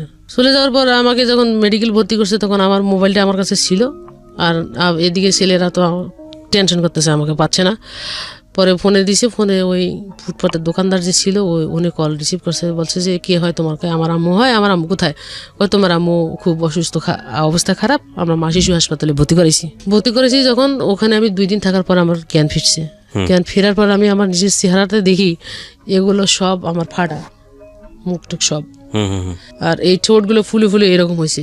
ওই যে লাথি মারছে জুতা সহ এগুলো ফাটি গেছে। এই অবস্থায় তখন আমি খুব অসুস্থ। এখন আমি কি ওখান থেকে আসি অফিস করতে পারবো? এরপর অফিসে বাসায়, ওখান থেকে বের হয়ে বাসায় আসছি। ওই টাকা পয়সা ইয়ারা মিট করে দিছে, বাইরের লোকজন যারা আমাকে ভর্তি করাইছে ওরা মিট করে দিয়ে আমাকে বাড়ি করছে। বাড়ি করার পর আমরা বাসা কোথায় কি বা কারা সবকিছু নিয়ে আমাকে বাসায় দিছে। তারপর বাসায় আসি। এখন আমি যে খাবো, রান্না করবো, টাকা পয়সা চালের কোনো কিছু নাই। যখন তখন আমি অফিসে ফোন করে যোগাযোগ করে বলছি যে আমি আসলে শারীরিকভাবে খুব অসুস্থ, আমার প্যারালাইসিস হয়েছে, আমি তো ডিউটি করতে পারবো না, এখন আমার 3-4 মাস ছুটি লাগবে। কারণ ওই অবস্থায় আমি অফিসে যেতে পারতেছি না, আমার মুখটুক কাটা, এখন ওরা অন্য মাইন্ড করবে। ফোনে যোগাযোগ করতেছি। এখন আমার ইনচার্জ আমাকে বলতেছে যে তুমি অফিসে না আসলে তোমার লিভ আমরা কিভাবে দিব, তোমাকে তো দেখতে হবে, ডাক্তার দেখবে তারপর না তোমাকে লিভ দিবে, কারণ তুমি এভাবে থাকলে তো তোমার চাকরি থাকবে না বলছে যখন, তখন আমি কি করলাম, কোনো রকম মুখটুক ঢাকি এখন দিদির সাথে শেয়ার না করলে আমি এটা পারতেছি না, এটা তো গোপন রাখতে পারতেছি না। দিদির সাথে কথাটা শেয়ার করলাম, দিদি ঘটছে। উনি কি করছে, আমাকে মেডিকেল নিয়ে 3 মাসের ছুটির ব্যবস্থা করে দিছে আমার ফিটনেস অনুযায়ী। যে 3 মাসে আমি চাকরি করলাম না, 3 মাসে যে আমার মেডিকেল লিভের বেতন, তো আমি কয় টাকা পাবো? বেতন পাইতাম 14,500 টাকা। এখান থেকে আমি ওভারটাইম করলে না 14,500 টাকা পাবো, আর ধরা বেতন যেটা 12,000 পাবো। এই 12,000 টাকা থেকে আমাকে হাফ বেতন দিবে 6,000 টাকা। এই 6,000 টাকা কি আমার এই 3 মাস সংসার চলবে? 2টা বাচ্চা নিয়ে। তারপরে আমি কি করলাম, মোবাইল ফোনের মাধ্যমে ওর সাথে যোগাযোগ করতে চাচ্ছি, যে যা করার করছো, আমি সবকিছু মানে নিলাম। এখন তো আমার ছেলে দুটো মানুষ করতে হবে, পড়ালেখা করতে হবে, খাওয়া থাকা সবকিছু মিলে টাকা পয়সা দাও। টাকা পয়সা দিবে না, কোনো কিছু দিবে না। না দেওয়ার পর আমি 3-4 মাস ওর সাথে এই যোগাযোগ অবস্থায় থাকলাম, কোনো টাকা পয়সা কোনোভাবে নিতে পারলাম না। এমনও দিন গেছে আমরা 3-4 দিন না খাই রয়েছি। ওই সময়টা 3 মাস অনেক কষ্ট গেছে। সামনের এক দোকানদারও বুঝতে পারছে, বুঝার পর উনি আমার 3 মাসের বাজার খরচ আমার ঘরের ভিতর দিয়ে গেছে। এর ফাঁকে দিয়ে আমি সুস্থ হয়ে কোনো রকম আস্তে আস্তে 3 মাস পর আমি চাকরিটা স্টার্ট করি। আমার 3 মাসে 15,000 টাকার রুম ভাড়া বাকি হয়ে গেছে। এখন আমি কি ছেলে পড়ালেখা করাবো, না খাবো, না চলবো, কোন দিকে যাব? লাস্ট পর্যন্ত ছেলেরে বললাম তোর আব্বুর সাথে যোগাযোগ কর। মোবাইল করছে, কয় কে তুমি? কাউরে চিনি না। কয় আমি তোমার ছেলে বলছি, কয় আমার কোনো ছেলে নাই। টোটালি এসে অস্বীকার করছে। আমি এখন কি করব? ওইখানকার 13-14,000 টাকা দিয়েও আমার সংসার চলবে না। পরে আমি আবার চাকরি চেঞ্জ করার সিদ্ধান্ত নেওয়ার পর ওই 3 মাস আমার খুব কষ্ট গেছে, যেটা আমি কাউকে বলতে পারবো না। আমার অসুস্থ চিকিৎসার টাকা নেই, আমার খাওয়ার টাকা নেই, আমার ঘর ভাড়ার টাকা নেই, কোনো কিছু নেই আমার কাছে। এরপর ওই এলাকার মানুষ যতটুকু পারছে আমাকে সহযোগিতা করছে। পাশের রুমের ভাবি যতটুকু পারছে আমাকে সহযোগিতা করছে। আপনি পুলিশের কাছে যাননি কেন ওই সময়টাতে? এখন আমি নিজে খাইতে পারি না, পুলিশের কাছে গেলে আমার থেকে টাকা চাইবো, আমি টাকা কোথেকে দিব?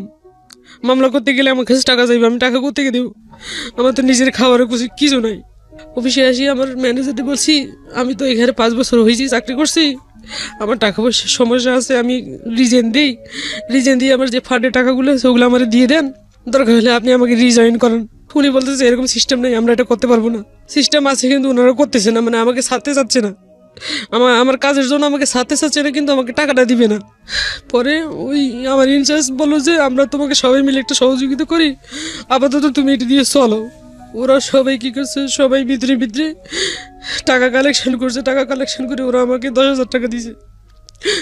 10,000 টাকা দেওয়ার পর এদিকে জমিদার বাড়িওয়ালা বুঝতে পারতেছে যে আমার তো আর কিছু নাই, আমি অথবা রুম ভাড়া না দিয়ে যদি পালাই যাই তখন আমার কই পাইব। বাসা ভাড়ার জন্য প্রেশার দেওয়া শুরু করে দিয়েছে। এরা এদিক সেদিক অনেকজন অনেক কিছু বলতেছে। তখন আমি বলছি যে আমার একটু সময় দেন, আমি আপনার টাকাটা ব্যবস্থা করে দিব। পরে ওখান থেকে 10,000 টাকা দিচ্ছি। 10,000 টাকা আমি রুম ভাড়ার টাকাটা দিয়ে দিছি, আরও 5,000 টাকা পাও না, আবার রানিং ভাড়ার টাকা যখন তখন আমি এদিকে হাল ছাড়ি দিনে চেষ্টা করতেছি যে একটা সমাধান করে কিনা বা একটা ইয়ে করে কিনা। না করার পর তখন আমি আবারও ওদের বাড়িতে যোগাযোগ করলাম। সব কিছু আমরা এত ভাঙি বললে চলবে না, আমাকে এখন শক্ত হয়ে দাঁড়াইতে হবে, নিজে নিজে করতে হবে। এখন ওর আশা বাদ, ওদিকে বাদ দিয়ে অফিসে যাওয়া শুরু করি। পরের মাসে বেতন পেলাম, মানে 8,500 টাকা অ্যাবসেন্ট করার পর। এই টাকা দিয়ে রুম ভাড়ার টাকাটা দিয়ে দিছি। এদিকে স্কুলে পরে স্কুলের বেতন, প্রাইভেটের বেতন সব কিছু মিলে দেওয়ার পর আমার খাওয়ার টাকা নাই।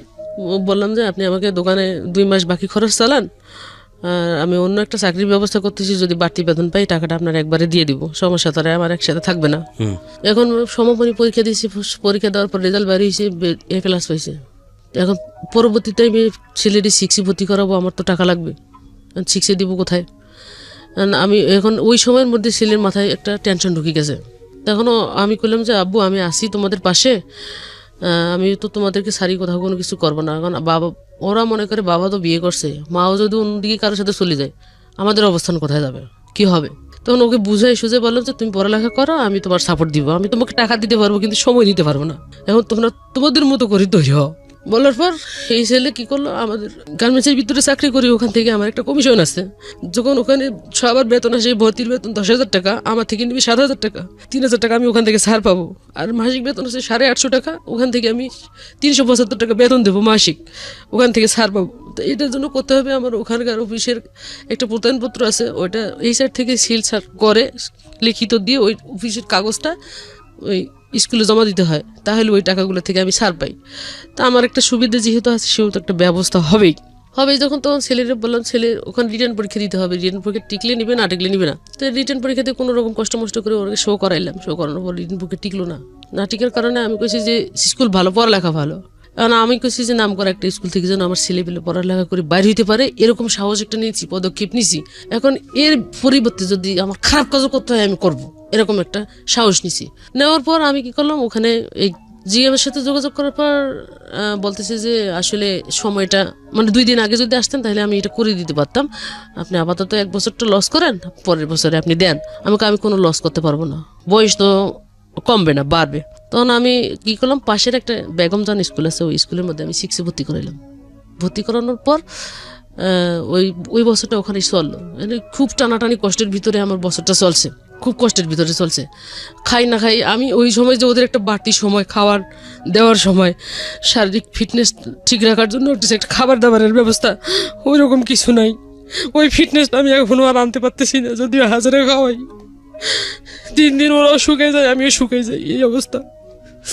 লাস্ট পর্যন্ত এই টাকায় সংসার চলে না। তখন আমি আমার ম্যানেজারের কাছে বললাম, স্যার আমার তো সমস্যা, আমি চাকরিটা করতে পারবো না, দরকার হয় আপনি আমাকে প্রমোশন দেন, না হলে আমার এই ফান্ডের টাকাটা দেন। তখন ওই একটা লাইন চেঞ্জ করে আরেকটা লাইনে গেছি, ওখানে একটা মেয়ে ছিল, ও কী করছে, ওই টাকা বেতন পোষায় না বিধে, ওর এরকম সমস্যা একটা ছিল, হাজব্যান্ড 2য় বিয়ে করছে। ও কী করছে, এই ফ্যাক্টরি চেঞ্জ করে আরেকটা জায়গায় গেছে। ওইখানে গিয়ে ওর কথা মনে পড়ে আমি ওর কাছে একটা কল করছি। কল দেওয়ার পর আমি বলছি যে আমার এরকম চাকরি লাগবে, তুমি তো জানো সমস্যা, আমি এইটাকে গুলাইতে পারি না। কয় আচ্ছা তুমি সন্ধ্যার দিকে আমার সাথে দেখা করো, দেখা করলে আমি ডিটেলস তোমাকে বলবো। তো ওই জায়গায় স্যারের সাথে আমার জন্য কথা বলছে। তো উনি পরের দিন সকালবেলা আমাকে দেখা করতে বলছে। পরে এই যে ঘাটতিটা পূরণ করতে করতে আমার এদিকে 50,000 টাকা আমি ঋণের মধ্যে এখনো আসি। এখন এই ঋণটা কীভাবে পরিশোধ করব? পরে ওখান থেকে ওর সাথে যোগাযোগ করে সন্ধ্যার দিকে ওর সাথে দেখা করলাম। দেখা করার পর কথা বলার পর বলছে যে তুমি কালকে সকালবেলা অমুক ফ্যাক্টরির গেটের সামনে আসো। আমাকে লোকেশন দিয়ে দিল। লোকেশন দেওয়ার পর ইন্টারভিউর সময় যেগুলো লাগে, যেভাবে যেতে হয় ওভাবে গেলাম, সব কিছু ফেলে রাখি। যাওয়ার পরে আমাকে ভিতরে নিল। ভিতরে নেওয়ার পর যে সমস্ত ইন্টারভিউ নেওয়ার কথা সব প্রশ্ন ওগুলো সব ইংরেজিতে থাকে, আমার লেভেল অনুযায়ী যেটা দরকার। উনি আমাকে প্রশ্নগুলো করলো, প্রশ্ন আমি উত্তর দিলাম। দেওয়ার পর আমাকে মৌখিকভাবে কিছু জিজ্ঞেস করলো, জিজ্ঞেস করার পর বলছে তোমার বেতন দিবা 16,000 টাকা প্লাস তুমি এখান থেকে ওভার টাইম পাবা। যেখানে আমি এখানে সবকিছু মিলে পাইছি 14-15,000 টাকা, তাহলে ওখানে যদি আমাকে 16,000 টাকা দেয় আবার ওভার টাইম দিবে, তাহলে আমার 1 ঘন্টার দাম পড়তেছে 120 টাকা। তাহলে এখানে আমি 4 ঘন্টা ওভার টাইম পেলে আমি 20-এর পার হয়ে যাব, তাহলে আমার এই টাকাটাই সংসারটা ভালো চলবে। চিন্তা ভাবনা করে আমি স্যার আমার যদি 2,000 টাকা বাড়াই দিতে পারেন আমার জন্য খুব ভালো হয়। তো রিকোয়েস্ট করলাম, বলছে যে না আমি আর এর থেকে বাইরে যেতে পারবো না, তোমার এটা ধরাই দিছি, তোমার ভালো লাগলে কালকে আসবা, আর যদি না ভালো লাগে তাহলে আসবা না। এই কথা কয়ে উনি আমাকে পাঠিয়ে দিল। পাঠিয়ে দেওয়ার পর বাসায় এসে চিন্তা করতেছি যে নতুন জায়গায় একটা সেটেল হওয়া কিন্তু অনেক টাফ। এখন এখানে আমাকে যতজন চিনে ওখানে কিন্তু ততজন আমাকে চিনে না। নতুন করে ওদের সাথে ওদের ভিতরে ঢুকতে গেলে আমার অনেক কষ্ট হবে। পরে আমি কি করলাম, চিন্তা করে যত কষ্ট হোক আমার টাকাটার দরকার। এখানে আসি কি করলাম, আমি এই অফিসে ডিউটি শুরু করলাম। পরের দিন থেকে আমাকে নিয়োগ টিয়োগ দিয়ে সবকিছু করলো। এখন অলরেডি আমি ওখানে চাকরি সারি নাই, তখন ডিউটি শুরু করলাম। আমি ভাবতেছি যে এখানে যদি আমি না টিকতে পারি তাহলে আমি আবার আগের জায়গায় চলে যাব। তখন কি করলাম, মনে মনে চিন্তা করতেছি যেভাবে হোক আমাকে টিকতে হবে। যখন আমি কাজ শুরু করি আমাকে শুধু টর্চারিং করে। ওখানকার ডিরেক্টর আছে, আমাকে উল্টোপাল্টা প্রশ্ন করে, যেটা আমি জানি না সেটা প্রশ্ন করে, কিন্তু আমি উপস্থিত বুদ্ধিটা আমার বেশি, এটা আমি বুঝি যেটা আমি কোন দিক দিয়ে কভার করতে পারবো। ওই উপস্থিত বুদ্ধি দিয়ে আমি ওটাকে ম্যানেজ করে ফেলতাম। তখন ওদের ওই সমস্ত ফ্যাক্টরির ভিতরে নিজস্ব বাইরের কোনো অর্ডার নাই। আমি যে সেক্টরটা আছি সমস্ত মূলত আমি জ্যাকেটের জন্য অনেক ফিট এবং জ্যাকেটের জন্য ভালো কাজ করি, তো জ্যাকেট তৈরি করি। তো জ্যাকেট এটা অন্য একটা কোম্পানির থেকে সাবকন্ট্রাক্ট হিসেবে কাজ করে। তো তখন ওই কাজ করতে করতে আমি ওদের সাথে মিশা শুরু করে দিলাম। এখন আমি বলতেছি যে একজন আছে, একজন তো পাইছি আমার সাথে ছিল আগের ফ্যাক্টরিতে, আরও 2-3 জন আনলে মনে হয় আমি টিকতে পারবো। আস্তে আস্তে কি করলাম, সুপারভাইজার লেভেল যেগুলো সুইং এর জন্য কাজ করে, যারা সেলাই করে তাদেরকে নেওয়া শুরু করে ওখানে আমি লাইন সেটিং করা শুরু করলাম। সেটিং করতে করতে আমি 5টা লাইন সেটিং করছি। সেটিং করার পর ওখানকার ম্যানেজার, ডাইরেক্টর, জিএম চিনে আছে, ওনারা আমার কাজে খুব খুশি হয়ে গেছে। খুশি হয়ে যাওয়ার পর এখন আমি ওখানে চাকরি করা অবস্থায় চাকরি করতে করতে এখন আমি নিজের মতো করেই চালাইতে নিতে পারতেছি। কিন্তু আসলে ওই মূলত ওইখানে ফ্লোর হয়েছে একটাতে ওটাই চলে, আর বাকি সমস্ত ফ্লোর যেগুলো আছে একটা বিল্ডিং এর ভিতরে, ওখানে স্কুল ব্যাগ, তারপর হচ্ছে আর্মিদের তাবু, পোশাক যে কতগুলো বানায় এগুলো, এই সমস্ত জিনিসগুলো, স্লিপিং ব্যাগ যেগুলো শীতের দেশে ওই যে ভিতরে ঘুমায় এগুলো তৈরি হয়। তা আমি বলতেছি যে আমি একটা কাজে পড়ে থাকবো না, আমার সব কাজ শেখার দরকার আছে। সব কাজ শিখলে আমি কোনো জায়গায় আটকায় থাকতে পারবো না। তো ওদের সাথে আমি কাজের পাশাপাশি এই কাজগুলো শিখে ফেলার পর যখন আমি ওখানে বেতনটা মোটামুটি ভালো পাইলাম, প্রথম মাসে বেতন পাইছি 22,000 টাকা। 22,000 টাকার বেতন দিয়ে আমি ওই ঋণগুলোর মধ্যে আস্তে আস্তে দেওয়া শুরু করলাম। তা আস্তে আস্তে দেওয়া শুরু করতে করতে ঋণগুলো দিতে আমার 1 বছর গেছে। 1 বছরে মোটামুটি ক্লিয়ার হয়ে গেছি। এখন আমি যে পরবর্তীতে আবার ভর্তি করাবো 2টা ছেলে, একটা 6-এ একটা 7-এ। এখন ভর্তি করাইলে আমার 2 জনের ভর্তির বিল আসে 20,000 টাকা, ভর্তির যে খরচটা। এখন আমি প্রত্যয়নপত্র জমা দিলে আমার 3,000 টাকা করে কমে আসে, 7,000 করে 14,000 টাকা লাগে। তো প্রতি জানুয়ারিতে আমার এরকম টাকাটা লাগে। এরকম সাপোর্টটা আমাকে কে দিবে? এখন আমি এর ফাঁকে দিয়ে চাকরি করা অবস্থায় এর সাথে যোগাযোগ করতে চেষ্টা করি, আমার বাড়ির সাথে যোগাযোগ করতে চেষ্টা যখন করি তখন ও আমাকে ধরা দেয় না। তখন আমার বাড়িও আমাকে ধরা দেয় না, আমার মা আমার ভাই ধরা দেয় না। তখন এ কি করছে, এদিক দিয়ে এর সাথে সংসার চালাকালীন অবস্থায় আমার মা আমার ভাইরে ও প্যাকেট করে ফেলছে, ওর পক্ষে করে ফেলার পর তখন আমি আমার মার সাথে একদিন ফোনে কথা বললাম, মা সবার জীবনে তো একটা কোনো কিছুর দরকার হওয়ার প্রয়োজন হয়, আসলে আমি 2টা ছেলে নিয়ে কীভাবে দিন কাটাইতেছি, তোমার কি একটু প্রশ্ন জাগে না মনে যে ও ছেলে 2টা নিয়ে আসলে চলতে পারে না, খাইতে পারো, কয় টাকা বেতন পাই তুমি কখনো চিন্তা করছো? আমি তো জানি তুমি তো চাকরি করতেছো, খাইতেছো, আমার খবর কি নেই, উল্টো কথা ও বলে। তখন আমি বুঝতে পারছি যে এখানে একটা কিছু আছে। তখন ওর পরের দিন আবার কল করি, দেখি ওয়েটিং কল, এর নাম্বারে কল করি, 2 নাম্বারে সেম ওয়েটিং। তখন আমি কি করছি, পাশের বাড়িতে কল দিছি, ছোট একটা বাচ্চা আছে। আমি বলছি তোমার দাদি কোথায়? কয় দাদি তো বাড়িতে আছে। তোর দাদি দিতেও তো ওরে পাশ থেকে বলতেছে বাড়িতে নাই। এটা যখন আমি বুঝতে পারছি তখন আমি কি করছি, এই ফোনটা কাটি দিয়ে যখন ওর ফোন ফিরে পেয়েছি আবার ফোন দিছি। ফোন দিয়ে বলতেছি যে তুমি কোথায়? কয় আমি অমুক জায়গায় আছি, তোমার নানার বাড়ির এদিকে আসছি। ফোন দিতে চাইলো, তুমি বললা যে বাড়িতে নাই। কয় না, এই কথা তো আমি বলি নাই, আমি যেটা কানে শুনছি এটাকে আমি অস্বীকার করতে পারি? আমাকে ফলস বানাই দিচ্ছে যে ওরা আমাকে চায় না, ওরা ওকে চায়। বন্ধ করে দিছি যখন, তখন আমি বলছি যাক আমি একলা যদি জীবনে বেঁচে থাকি তাহলে কিছু করব, আর যদি না থাকি তাহলে কিছু করব না। ওখান থেকে আসার পর এখন আমি নিজে চিন্তা করতেছি ওকে তো এমনি ছেড়ে দেবো না, আমি ছেড়ে দেওয়া যায় না। ওখানে চাকরি করা অবস্থায় আমি এই অফিসে ঢুকলাম। এই অফিসে ঢুকে আগের জায়গায় যে আমার কিছু আনা আছে, ডিজাইনের একটা ব্যবসা আছে, এখানে আসি ডিজাইন দিলাম। ডিজাইন দেওয়ার পর এখান থেকে আমি 55,000 টাকা পাইছি। তার আগে তো আমি মামলার দিকে যাইতে পারিনি টাকার জন্য। টাকাটা হাতে নেওয়ার পর, টাকাটা পাইলাম যখন, পাওয়ার পর আমি কি করলাম, মানে কার কাছে যাব, থানার ভিতরে যখন আমি গেলাম, ওখানে পুলিশের সাথে কথাগুলো শেয়ার করলাম। শেয়ার করার পর উনি বলতেছে যে আপনার এত টাকা লাগবে, মানে যে টাকার অ্যামাউন্ট দিছে ওই টাকা তো আমি জীবনেও সম্ভব না খরচ করা। তখন আমি বলতেছি যে তাহলে আমি এটা কিভাবে করব। হ্যাঁ, আপনার সাথে তো আমি শেয়ার করলাম আমার বিষয়টা, আপনি এত টাকার কথা বললেন, তাহলে আমি এটা আমার পক্ষে খরচ করা সম্ভব না। খরচও করতে পারবেন না, সমাধানও করতে পারবেন না, আমাকে বললো। তখন আমি তারপরেও পুলিশের সাথে একটা যোগাযোগ রাখলাম। যোগাযোগ রাখার পর আমি ওখান থেকে এক ডাক্তারের কাছে গেছি, হোমিও ডাক্তারের কাছে, মানে ছোটো ছেলেটা একটু অসুস্থ হয়েছে, ওর কাছে গেছি। তো উনি আমার মানে আপসেট দেখে বলছে যে আপনার মানে কোনো সমস্যা আছে, আপনি আমাকে খুলে বলেন। যখন আমি ওনাকে খুলে বললাম, উনি আমাকে একজন উকিল দেখাই দিল, মানে ওনার ফ্রেন্ড হয় আর কি, যে উনি অনেক ভালো মানুষ, মানুষের উপকার করে। আপনি ওখানে গেলে আপনি ফোন নাম্বার দিতেছি, আপনি আগে কথা বলেন, কথা বলি আপনার সাথে যদি দেখা করতে বলে তাহলে আপনি যাইন, আশা রেখে আপনার টাকা খরচ কম পড়বে। তখন আমি ওখানে ওনার সাথে বসে থেকে কথা বললাম। কথা বলে উনি আমাকে বলতেছে যে আপনি শুক্রবারে আমার বাসায় আসেন। তো ওখান থেকে যাওয়ার পর আমি শুক্রবারে ওনার সাথে বাসায় গেলাম। বাসায় যেয়ে দেখা করলাম, কথা বললাম। কথা বলার পর ওনার সাথে কোর্টে গেলাম। কোর্টে সব ডকুমেন্টস দেওয়ার পরে উনি মামলা রেডি করলো। রেডি করার পর ওনার কাছে আমি 3,000 টাকা দিয়েছি মাত্র। কোর্ট থেকে মামলা করছেন আপনি? হ্যাঁ, কোর্ট থেকে। আচ্ছা, অ্যাডভোকেট নিয়ে আমি কোর্ট থেকে মামলা করলাম। কত সালে করেছেন? করলাম 15 সালের শেষের দিকে। আচ্ছা, কি মামলা ছিল? উনি মামলাটা দিল শিশু নারী নির্যাতন, নারী এবং শিশু নির্যাতন মামলা। আচ্ছা, দেওয়ার পর আবার এই যে বোন বিয়ে করছে, এই ডকুমেন্টস আমি থাকা অবস্থায়, আমার 2টা ছেলে আছে, সবকিছু ডকুমেন্টস নিয়ে সব কথাই ওখানে উল্লেখ করা হয়েছে। হওয়ার পর উনি মামলা দিচ্ছে। মামলা দেওয়ার পর মামলার 15 দিন যেদিন হয়েছে, আমি বলতেছি যে ওরে ইমিডিয়েটলি ধরা দরকার, এটা কি করতে হইব। তখন উনি ওই শুধু 3,000 টাকার উপরে আমার যে কাজগুলো করছে, এবং উনি 15 দিনের মধ্যে ওরে অ্যারেস্ট করাইছে। আচ্ছা, এখানে আমার একটা প্রশ্ন আছে।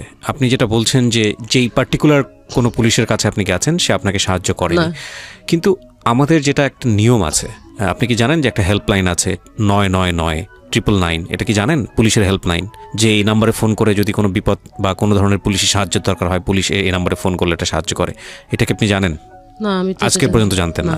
আচ্ছা, এছাড়া কোনো এসআই যদি কোনোভাবেই আপনার কাছ থেকে কোনো ধরনের হ্যারাসমেন্ট করে, তাহলে তার যে বস আছে তার কাছে যাওয়া যায়। সেই বস যদি হ্যারাসমেন্ট করে, তাহলে তার যে বস আছে তার কাছে যাওয়া যায়। এই রকম করতে করতে আইজি পর্যন্ত যাওয়া যায়। এটা জানতেন? হ্যাঁ, এটা জানতাম, কিন্তু আমি জানি যে ওই অপেক্ষা করতে হয়, অপেক্ষায় বসে থাকতে থাকতে আসতেছে নাই এরকম। এখানে আমি শুধু একটা লাইনভাবে যোগ করতে চাই যে সিস্টেমের মধ্যে কোনো না কোনো প্রবলেম থাকাটা মানে হচ্ছে পুরো সিস্টেমটাই করাপ্ট, এটা না। হ্যাঁ, সেবাটা আমাদের পাওয়া অধিকার, সেবাটা পাওয়া আমাদের অধিকার, সেবাটা পাই না। কিন্তু এই যে ইনফরমেশনটা, এটা যদি আপনার জানা থাকতো, তাহলে হয়তো এই হ্যারাসমেন্ট আপনি পড়তেন না। আপনি যদি 999 ফোন করে ওই পুলিশের এগেনিস্টে যদি আপনি অভিযোগ করতেন, হ্যাঁ, বা পুলিশের এগেনিস্টে কীভাবে অভিযোগ করা যায় সেই জায়গাগুলো যদি আপনার জানা থাকতো, আপনি যদি তাকে বলতেন যে আমি একজন মানবাধিকার কর্মী হিসেবে কাজ করেছি, আমি এটা করেছি ওটা করেছি। নারী এবং শিশু নির্যাতন মামলা কিন্তু শুধু থানায় গিয়ে যে করতে হবে তা কিন্তু না, কোর্টেও করা যায়। আপনি কোর্টেই করেছেন। এছাড়াও মানবাধিকার সংস্থাতে গিয়ে আপনি যদি কমপ্লেনটা লিপিবদ্ধ করতেন, তারাই আপনার হয়ে স্টেপ নিত। সুতরাং বিষয়টা এত সহজেই পুলিশ আপনাকে এভাবে এই জিনিসগুলো অফার করতে পারতো না। তো এগুলো যে না জানাটা, এটাও কিন্তু আমাদের নিজেদের একটা সমস্যা। হ্যাঁ, মানে আপনার প্রেক্ষাপট আসলো বলেই আমি কথাগুলো বললাম, কারণ এই ভিডিওটা, এই অডিওটা লাখ লাখ মানুষে শুনবে, তারা হয়তো বা এই কথাগুলো শোনার পরে উপকৃত হবে, সে কারণেই বলা। তারপরে কি হলো? অ্যারেস্ট করলো। অ্যারেস্ট হওয়ার পর ওকে ঢাকায় অ্যারেস্ট করছে, তারিখ পড়ছে, মামলার তারিখের পরে ওই দিন আমার ওর সাথে দেখা হইলো, কোর্টে দেখা হইলো। কোর্টে দেখা হওয়ার পর ও মামলা বলছে যে আমি তো ওকে ডিভোর্স করি নাই, আমি ওকেও রাখবো, ভরণ পোষণ দিব, দুইজনেই আমার স্ত্রী। সোজা আঙ্গুলে ঘি ওঠে না, একদিনে উঠলো। হ্যাঁ, এটা শুধু ওখানে মুখে শো বলে, কিন্তু বাস্তবে কিছু করে না। তো ওখানে বলার পর কি হলো? ওখানে যখন দিব বলছে, এবং দুই পক্ষ নিয়ে বসার পর দিব গইয়া, ওখান থেকে আমি এরপরে আবার চাকরি চালাবো, এত দূর আসা যাওয়া তো সম্ভব না। আমি চাইছি যে একটা সমঝোতা, দেখতেছি যে এই সমঝোতা যখন কোর্টের ভিতরে মুভ হয় তখন ওখানে স্বীকার করে, যখন ওখান থেকে চলে আসে তখন আর কোনো খোঁজ খবর নাই। চলে আসে মানে কি? ওকে জামিন পেলো?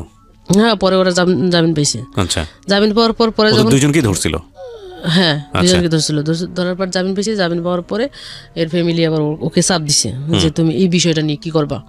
বলে যে এটা বিষয় নিয়ে তোমরা কোনো কথা বলবো না, এটা আমার ইন্টারনাল ব্যাপার, ব্যক্তিগত ব্যাপার। ওর চাকরির ক্ষেত্রে কোনো সমস্যা হলো না? চাকরির ক্ষেত্রে চাকরি থেকে ওকে সাসপেন্ড করা হয়েছে। আচ্ছা, এই ঘটনার পরে চাকরি থেকে সাসপেন্ড করা হয়েছে। সাসপেন্ড করার পরে আমি যখন মামলাটা আর চালাইতে পারতেছি না, এখন আমি ছেলের পড়ালেখা চালাবো না সংসার চালাবো নাকি আমি চলবো, এদিক দিয়ে আমার টাকা শেষ করার পরে আমি করলাম পরের বছর আবার ভর্তি 6 থেকে 7 থেকে 8 প্রতি বছরে আবার ভর্তি পরীক্ষা শুরু হইলো। টাকা এদিক দিয়ে খরচ করলাম, পরে সুদে টাকা নিয়ে ছেলে ভর্তি করাইলাম। পরে আমি যখন মামলাটার পরে চালাইতে পারতেছি না, এদিকে আমার একটা ব্যাকআপ হওয়ার কারণে পরে ও নিজে থেকে কোর্টের মাধ্যমে কি করে রিলিফ হয়ে গেছে। হয়ে যাওয়ার পরে আবার পুনরায় কোন কাগজপত্র শো করে আবার চাকরি করতেছে।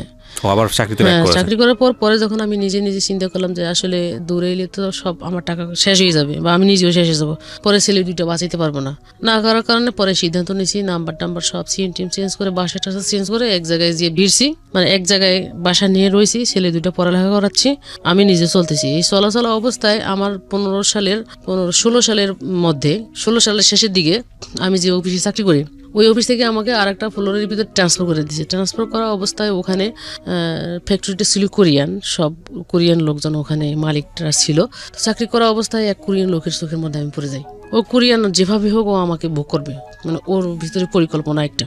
তখন আমার বাঙালি যে ম্যানেজমেন্ট আছে, বাঙালি ম্যানেজার ওনাকে প্রস্তাব করছে। প্রস্তাব করার পর ও বাঙালি ম্যানেজার বলছে যে ওকে ওই সমস্ত কথা বলা তো দূরের কথা, আমি যদি ওকে কিছু বলি ও জুতা খুলে আমারই পিঠাইব, ওকে আমি এই কথা বলতে পারবো না। যদি তুমি বলতে না পারো তুমিও চাকরি করতে পারবে না। ওনার উপর একটা প্রেশার যখন আসছে তখন উনি আমাকে রুমের ভিতর ডাকে নিয়ে কথাটা আমাকে বলছে। আমি বলছি যে দেখেন আমার জীবনে যাই হোক, যা কিছু হোক না কেন, যতই ঝড় যাক না কেন, আমি আমার ক্যারেক্টার খারাপ করব না। যদি আমার চাকরি না থাকবে, যদি আল্লাহ আমাকে চালায় আমি সেভাবেই চলবো। যদি আমার কপালে আরো দুঃখ কষ্ট লিখেই থাকে আমি ওটাকে বহন করবো, তবু আমি আমার ক্যারেক্টার খারাপ করবো না। বলার পর উনি আমাকে কোনোভাবেই পাচ্ছে না। তখন একটা মাল যেভাবে আমরা শিপমেন্ট করি ফেল গেছে আর কি। তো ওই বায়ারকে উপস্থিত বোঝানোর জন্য আমাকে যেটা করণীয় ফ্যাক্টরির পক্ষ থেকে করা হয় আর কি, এই কাজটা আমি করতেছি। বায়ারকে হ্যাপি করার জন্য রাগ উঠে গেছে যখন, তখন আমি যদি এখানে চাকরি করতে না পারি, এখানে কারোর চাকরি করতে দিব না। কিন্তু উনি আমার পিছনে 5 জন না লাগায়, 2 জন কোরিয়ান 3 জন বাঙালি লাগাই দিছে। এমনভাবে টর্চারিং করতেছে আমি ওখানে চাকরি করতে পারতেছি না, চাকরি করতেও পারবো না। তখন আমার বেতন ওখানে 27,000 টাকা উঠছে। এখন আমি কি করবো, আমি চাকরি বাঁচাইতে পারতেছি না, এদিকে আমি এই কাজও করতে পারতেছি না। তখন আমার মাথা গরম হয়ে গেছে। পরে আমি কার্টুনের চিপের ভিতরে 2 জনের শার্টের কলার ধাম করে ধরে 2 জনের ঘুষির উপর ঘুষি মারছি। ঘুষি মারার পর ওরা যখন 3 জন আমাকে ধরতে আসছে, এই পিছন দিয়ে পা দিয়ে আমি লাথি মারছি। লাথি মারার পর এখান থেকে আমাকে ওই সাইড থেকে এক মহিলা আনার পর আমাকে ওখান থেকে সরে নেওয়ার পর আমি বলছি যে আমি এখানে চাকরি যদি করতে না পারি, ওরা 5 জনও চাকরি করতে পারবে না এখানে। আর ওরা 5 জন যদি চাকরি করে তাহলে আমি এখানে চাকরি করবো, নইলে আমি কারোর চাকরি করতে দিব না। চাকরি ওই দিন ওই 5 জনেরও শেষ, আমারটাও শেষ। চাকরি ছাড়িয়ে দিলাম।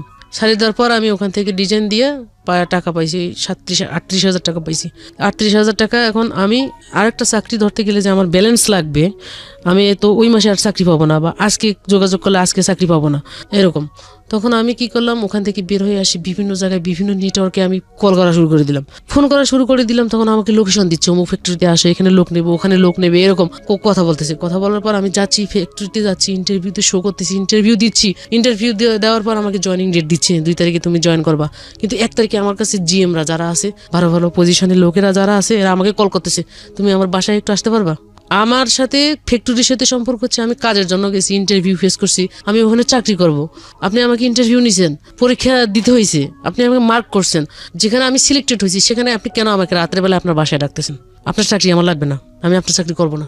জয়েনিং ডেট দিয়েছে আমার 2 তারিখে সেখানে জয়েন করার কথা, আমি জয়েন করি নাই। না করার পরে আমি 2 মাস জবলেস থাকলাম, আবার একটা কষ্টের ভিতরে পড়ে যাচ্ছি। 2 মাস চাকরি না থাকা, আমি এখন এইদিকে থাকা খাওয়া সমস্যা হয়ে যাওয়ার পর আমি কি করলাম, এক কোরিয়ান ম্যাডামরে পাইছি। ও ম্যাডামের কাছে কল করছি, ম্যাডাম আমার জব লাগবে। কয় কামিং, ওইরকম পরিবেশ পরিস্থিতি নাই, আমি একটা ভালো কাপড় পরবো বা আমার পদ পজিশন অনুযায়ী যে আমার 8 মাস থাকা দরকার, স্মার্ট থাকা দরকার, ওইটা আমার কাছে নাই। এখন ওরা সবসময় ফলো করে আউটলুকিং, আমার কোয়ালিটি যদি ঠিক না থাকে তাহলে আমি কাজের কোয়ালিটি কি দেবো। তারপর কোনো রকম ম্যানেজ করে আমি গেছি। যাওয়ার পরে উনি আমাকে প্রস্তাব দিল যে তুমি আমার এখানে কন্ট্রাক্টে কাজ করবা, ডেলি হিসেবে তোমাকে টাকা দেবো। এখন আমি যে পজিশনে চাকরি করছি ওই পজিশনে আমাকে সবাই চিনে। এখন আমি যদি তোমার এখানে কন্ট্রাক্টে কাজ করি, আমি কন্ট্রাক্টে কাজ করতে পারবো না, সম্ভব না, আমি কাজটা করবো না। তখন আমাকে বলতেছে আমার টেমা বাইরের একটা 11,000 পিস মাল ফেল আছে, মালটা আমি 10 বার রিসেট করছি, আমার মালটা শিপমেন্ট দিতে পারতেছি না, তুমি যদি মালটা শিপমেন্ট দিতে পারো তাহলে তোমাকে আমি 25,000 টাকা স্যালারি দিব, প্লাস তোমাকে ফুল বোনাস দিব। তখন আমি ওর কথায় রাজি হয়ে যাই যে আমি মালটা শিপমেন্ট করাই দেবো, আর তোমার যেটা দেওয়ার তুমি আমাকে দিবা। টিভি তখন আমি ওখানে জমা দিলাম। জমা দেওয়ার পর ওই দিন থেকে আমি ওখানে কাজ স্টার্টিং করলাম। স্টার্টিং করার পর আমি 4 দিনে কাজটা ওকে করে 5 দিনের দিনে ওর শিপমেন্ট আমি ওকে করাইলাম। ওকে করার পর উনি আমাকে 25,000 টাকা বেতন ধরাইলো আর দিল, মানে ওই রোজার মাসের 10 দিন আগে আমি জয়েন করছি। ওখানে ফুল বোনাস আমাকে দিয়ে দিছে। মোটামুটি একটা ভালো পজিশনে আসলাম। আসার পর কোয়ালিটি ম্যানেজারের সাথে, আমি যে কোয়ালিটি ইনচার্জ, কোয়ালিটি ম্যানেজারের সাথে যখন আমি চাকরি করতে যাব, আমার সব কিছু ইন্টারনাল ডিল করতে হবে কোয়ালিটি ম্যানেজারের সাথে। আমার সমস্যাগুলো কোয়ালিটি ম্যানেজার ডিল করবে বায়ের কাছে, কারণ আমার ফ্লোরে একটা জিনিস তৈরি করতে গেলে নানান ধরনের সমস্যার সৃষ্টি হয়, যেটা আমি জানি। সেটা আমার কাকে জানাইতে হবে? ম্যানেজারকে জানাইতে হবে। ম্যানেজার যদি আমাকে সাপোর্ট না করে সেখানে কিন্তু আমি কাজ করতে পারবো না। এখন ম্যাডামের কথা হচ্ছে যে আমি সকাল 7টা থেকে ঢুকবো, রাত্রে 9টায় বের হবো, এবং ওই ম্যানেজার কি করে সব কিছু ইনফরমেশন ওকে দিতে হবে, ম্যাডামকে দিতে হবে। ম্যাডাম আমাকে বলতেছে, এবং কোনো শুক্রবার বন্ধ নেই, প্রতি শুক্রবারে ডিউটি করতে হবে, সকাল 7টা থেকে রাত্রে 9টা। এখন কোনো রকম এদিকে তো আমার টাকার দরকার, প্রয়োজন আছে, করতে হবে। করা অবস্থায় এর ফাঁকে দিয়া চাকরি করলাম। করতে করতে থাকতে থাকতে আমি এদিক দিয়ে অসুস্থ হয়ে গেলাম। আপনার বাচ্চা এখন, বড় বাচ্চাটা কোন ক্লাসে পড়ছে? বড় বাচ্চা এসএসসি পরীক্ষা দিব এবার, আর ছোটটা টেস্ট পরীক্ষা শেষ হয়ে গেছে, ছোটটা জিএসসি শেষ করছে। এবং আপনাদের ফর্মালি যে ডিভোর্স হওয়াটা সেটা এখনো হয় নাই? না। এবং আমি যতদূর জানি যে আপনাদের মধ্যে কোনো যোগাযোগও নাই। ওরা কি করে না করে আপনি যোগাযোগ রাখেন না, ওই পক্ষ থেকে কোনো যোগাযোগ রাখে না। আপনার 2 বাচ্চা তার বাবাকে মিস করে না? মনে করলেও ও আমাকে ওর কথা মনেও করতে দেয় না। বাবা মানে ছেলেই মনে করতে দেয় না? ওই যে বলছে যে তোমাকে আমি চিনি না, এটাকে কেন্দ্র করে ও যোগাযোগ করতে দেয় না। শুধু আমাকে এই সান্ত্বনা দিচ্ছে যে হাজারো হলেও আমি তো এসএসসি পাস করব, তোমাকে তো আমি ভালো কিছু দিব, ভালো রেজাল্ট দিব। তো এটার উপরে আমার ভালো কিছু রেজাল্টের উপর কিন্তু একটা আমার ভালো কলেজ অপেক্ষা করতেছে।